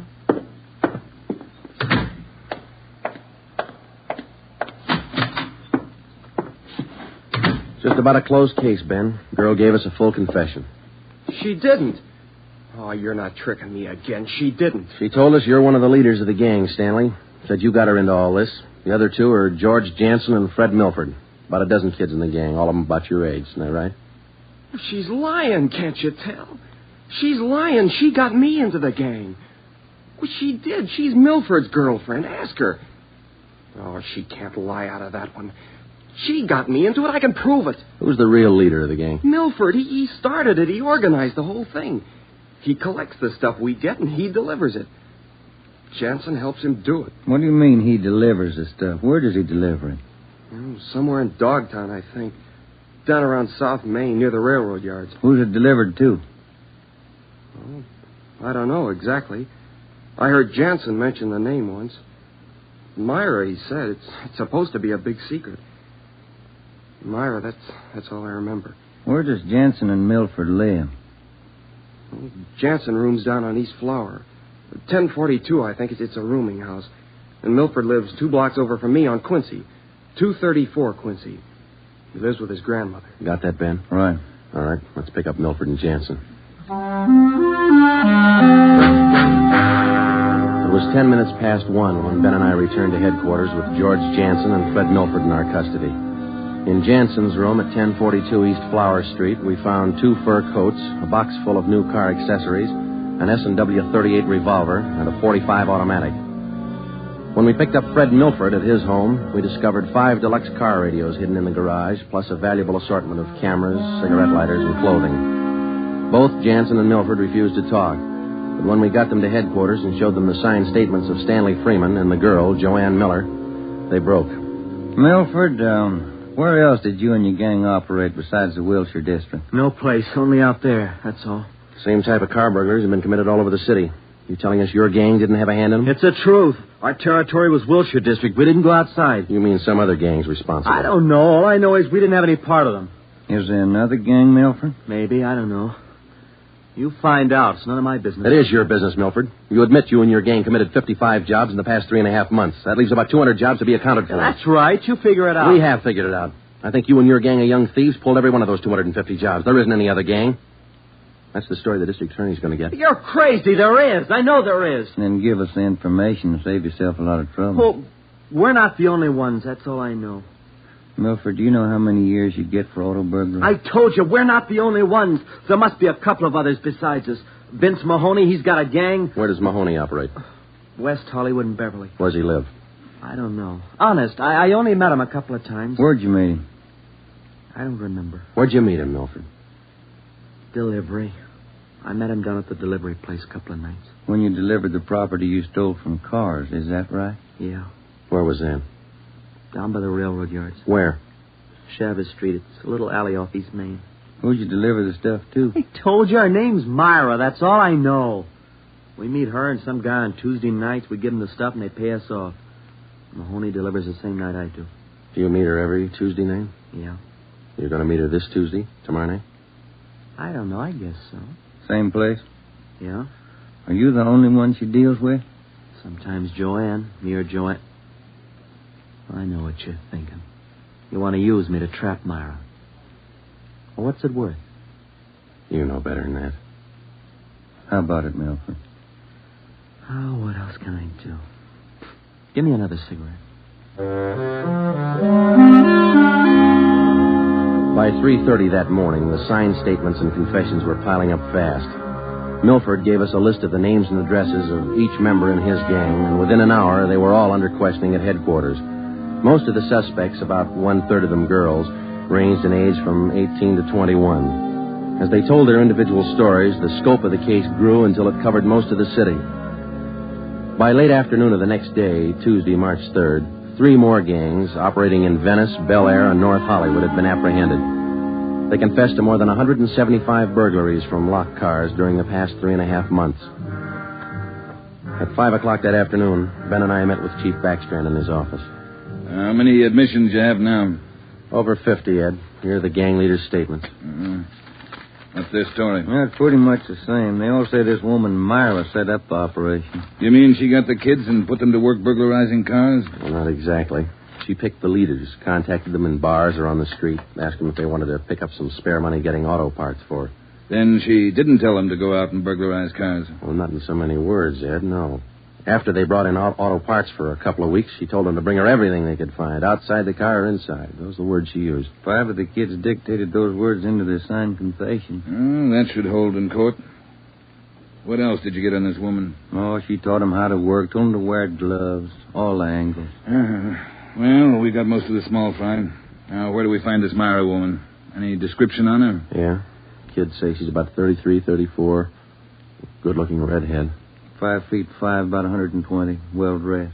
No description on the guy she runs with. You run a make on her yet? Yeah, no previous record. We've set up a stakeout for her tonight. 2 of the gang leaders have volunteered to go along, this Milford and Vince Mahoney. Good. Down on Chavez, where she usually meets them? Yeah, that's right. When? 11:15. That's the regular time for the meet, according to the kid. All right, I'll be at home. Call me. I don't want to miss out on this one. When Ben and I left Ed Backstrand's office, we went home for dinner and a few hours' sleep. At 9:30 p.m., we were back at the office. We met the men in the special detail which Backstrand had assigned for the stakeout that night. We briefed them on their duties, and then we got Fred Milford and Vince Mahoney out of their cells. To avoid any possible suspicion of the presence of a trap, we had Milford's permission to use his car in the stakeout. The car which he had said he had driven to the delivery meetings with the woman Myra at least a dozen times before. We arrived at the stakeout area, Chavez Alley in East Main, at 9:58. The meeting was scheduled for 11:15. The moon was out, but the sky was overcast, and there was a cold wind blowing from the east. Hey, what time you got, Sergeant? About 10. Why, Milford? Getting nervous? No, I'm just wondering. How you cops gonna rig this thing? In just a couple of minutes, we're going to plant you 2 in Milford's car parked up there in the alley. Now, you stay there until Myra shows up. We'll do the rest. Yeah, I know, but what'll we say? Suppose she asks for some stuff. We ain't got any. You won't need any. You won't have much time for talking. Suppose she wises up. Maybe she'll pull a gun. Maybe. Does she carry one? No, never saw her with one. Don't worry, Milford. We'll make sure you're not in danger. She's got an awful temper, that redhead. Got mad at me once when I squawked at the prices she was paying us for radios. What was she paying you, Mahoney? An 8-tube radio, good shape, $7. She got all the gravy and you got all the grief. You're not kidding. Joe, are you? Yeah, Steve. What do you got? Well, the men are all staked out, Joe. Got the area covered from every angle. All right. You got an extra man to stay in Milford's car? I'll handle that myself. Fine, thanks. Okay. All set, Joe? Yeah. Now, Milford and Mahoney, we're going to put you 2 in your car now. There's going to be an officer with you, so there's no need to be nervous or afraid. You just sit in the car and act natural. When this Myra drives up, don't leave the car. Have her come to you. You got it? Sure. Okay. All right, Joe, let's go.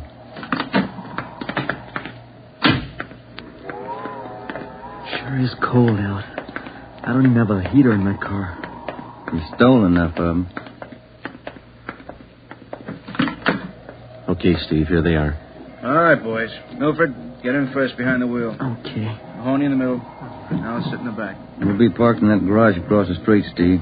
Got a perfect view of the alley. Okay, Ben. Check with you later. All right. A mean night, Joe. Yeah, come on.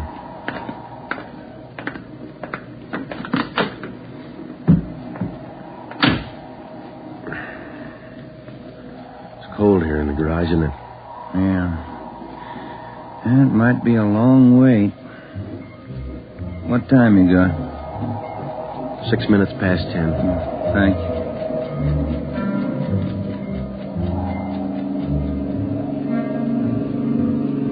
Hey, Joe. What is it? It's nothing. Thought that passing car was turning in the alley. Relax. It's early. Lonely place. Dark. Gets on your nerves.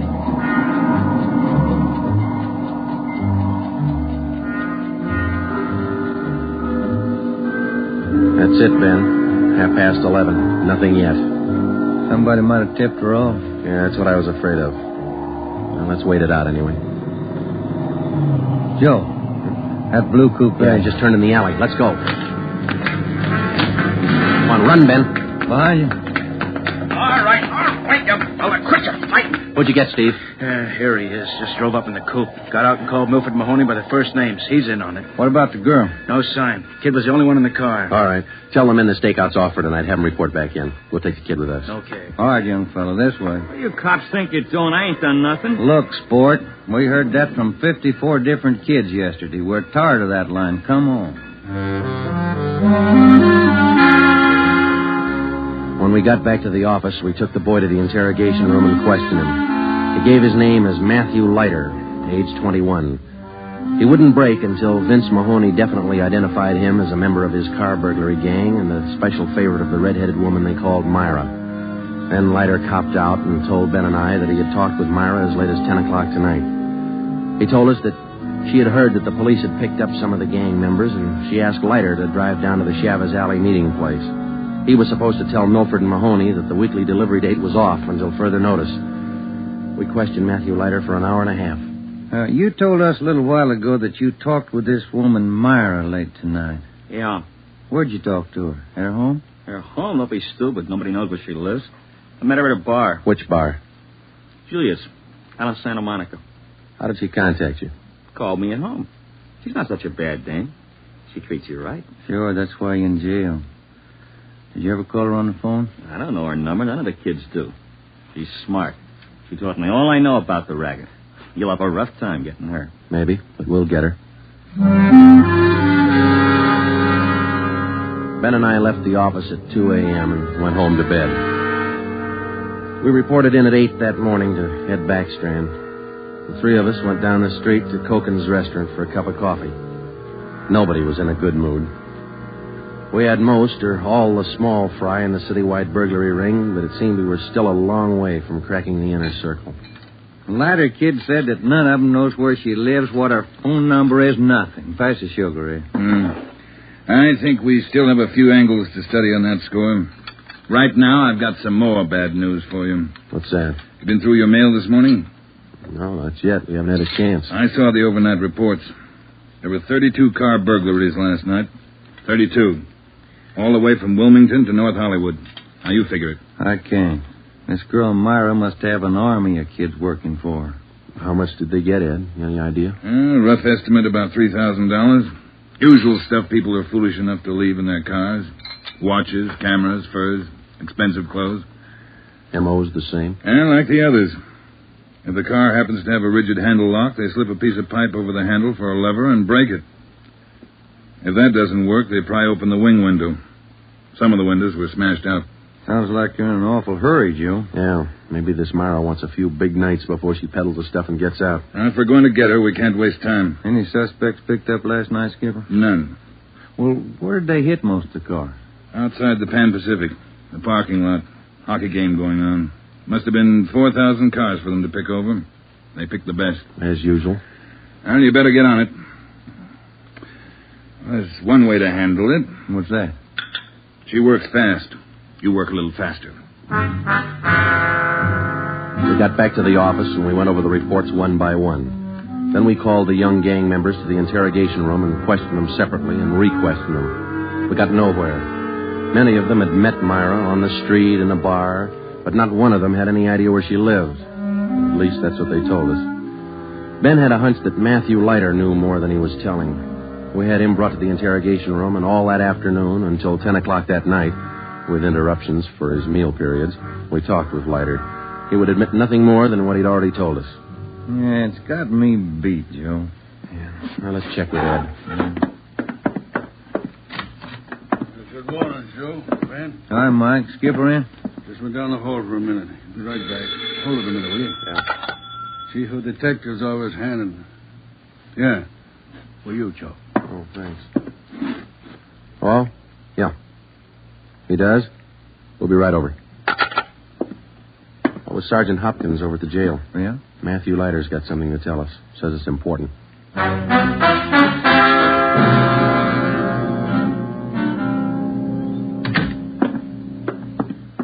Have a chair here, Leiter. Yeah, thanks. All right. You wanted to see us. I'm getting even with that dame Myra. I'm squaring with you. Yeah? She told me if I was picked up, she'd have me out in a couple of hours. She promised me a lawyer if anything happened. Said she'd get me bail. All right. Where can we find her? I don't know if she's there now, but you can find out at Francisco Motors. Big used car lot. Garage, too. It's out on Melrose past La Cienega. What's the tie-up? That's where she fenced most of the stuff we stole. Some old guy she buddies with runs the place. Big shop in the back. Store a lot of hot stuff there. Barney. Yes, Sergeant? We're through with him. Take him back. We checked with Chief Backstrand, and then we drove out to the Francisco Motor Company. We located it on the corner of Melrose and Geneva Avenue. It was a big layout. Consisted of a large used car lot sign bannering the slogan, Deluxe Auto Accessories, lowest prices in town. Along the back end of the lot, there was a large L-shaped garage. We found the man in charge, and he gave his name as Paul Hackett, the owner of the car lot. In the garage, we found the entrance to a large back storeroom. It was loaded with thousands of dollars worth of auto radios, spotlights, cratefuls of assorted car accessories. Special closets built into the walls of the garage contain racks of fur coats, suits, dresses. Below that, smaller boxes containing watches and cameras, all wrapped in tissue paper. You can save all of us a lot of time and trouble by talking to us now, Mr. Hackett. Where is Myra? I don't know who you're talking about. I don't know what you're talking about. Can you explain what we just found in your garage? I didn't know it was there. I didn't know it was stolen. Well, which is it, Mr. Hackett? Make up your mind. I bought it, but I didn't know it was stolen. You can't prove I did know. I think we can prove it, Mr. Hackett. Some of those stolen car radios stored back there, the serial numbers are filed off, and this workbench here is full of filings. I didn't know. You'll have to do better than that. How does Myra figure in? I don't know. I don't know what you're talking about. It's all right with us, Hackett. We found the stuff and we got you. If we don't find Myra, you'll be doing time for two people. Stand still. You can't. You can't do this to me. I don't know anything about it. Come on, Hackett. We're taking you in.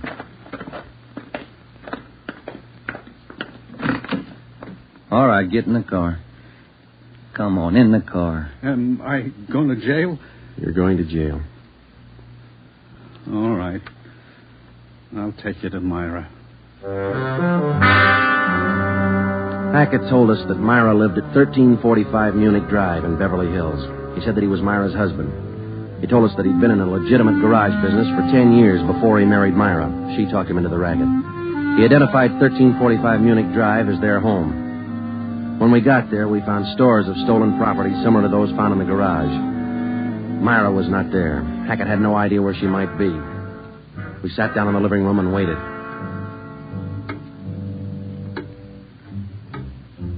One hour, 2 hours, 3 hours. After 5 hours of waiting, the monotony started to wear on everybody's nerves, especially Hackett's. The whole thing, it was her idea. I should have known, all hers. She did this to me. I won't take it alone. Where is she? You tell us, Hackett. Told you, I don't know. She couldn't have gone. She didn't know. I'm not going to take this alone. Quiet down. That you, Paul? Thought I heard you talking to some. Who's he? The police, Myra. The police. Your smart kids told them the whole story. What are you talking about, my smart kids? What are these cops doing here in the that's enough. Oh, get your dirty hands off me. Get away. Kids are right, Joe. She got a Get away. temper. Who do you think you're... There, that ought to hold you for a while. All right, come on, you two. Let's go. All right, copper. You win. Stupid husbands. How many times did I tell you? Don't trust those kids. Don't store the stuff in the garage. Don't open it for anybody. Get a lawyer. No, you knew better. Dumb jerk. The idea of having those cops camping in the living room waiting for me. Why didn't you warn me? I'm going to divorce you. That's what I'm going to do. I'll stick you for plenty. Jerk. All right, inside, you two.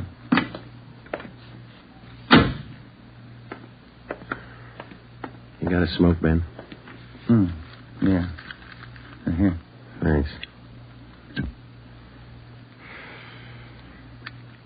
I was just thinking. What? Those kids were right. She's a pretty nice-looking woman. Yeah. Nice face. Beautiful figure. Mm-hmm. Sure talks a lot, though, doesn't she? Yeah. Hey, Joe, remind me to take home some flowers to my wife tonight, will you?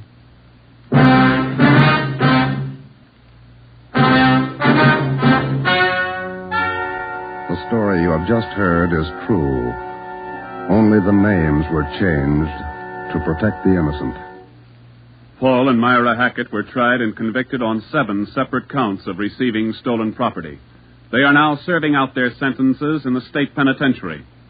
Realizing that most of the young persons involved in the case were influenced by the strong personality of Paul and Myra Hackett, a separate investigation was made into the backgrounds and home life of the young offenders. In most cases, they were found to be basically good, and they were placed on probation and returned to their homes.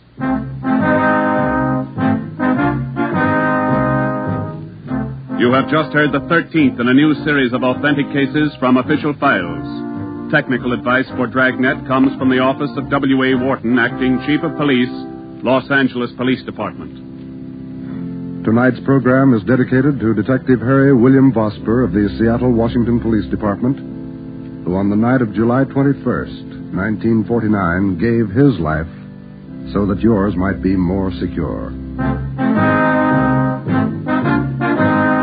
Dragnet came to you from Los Angeles.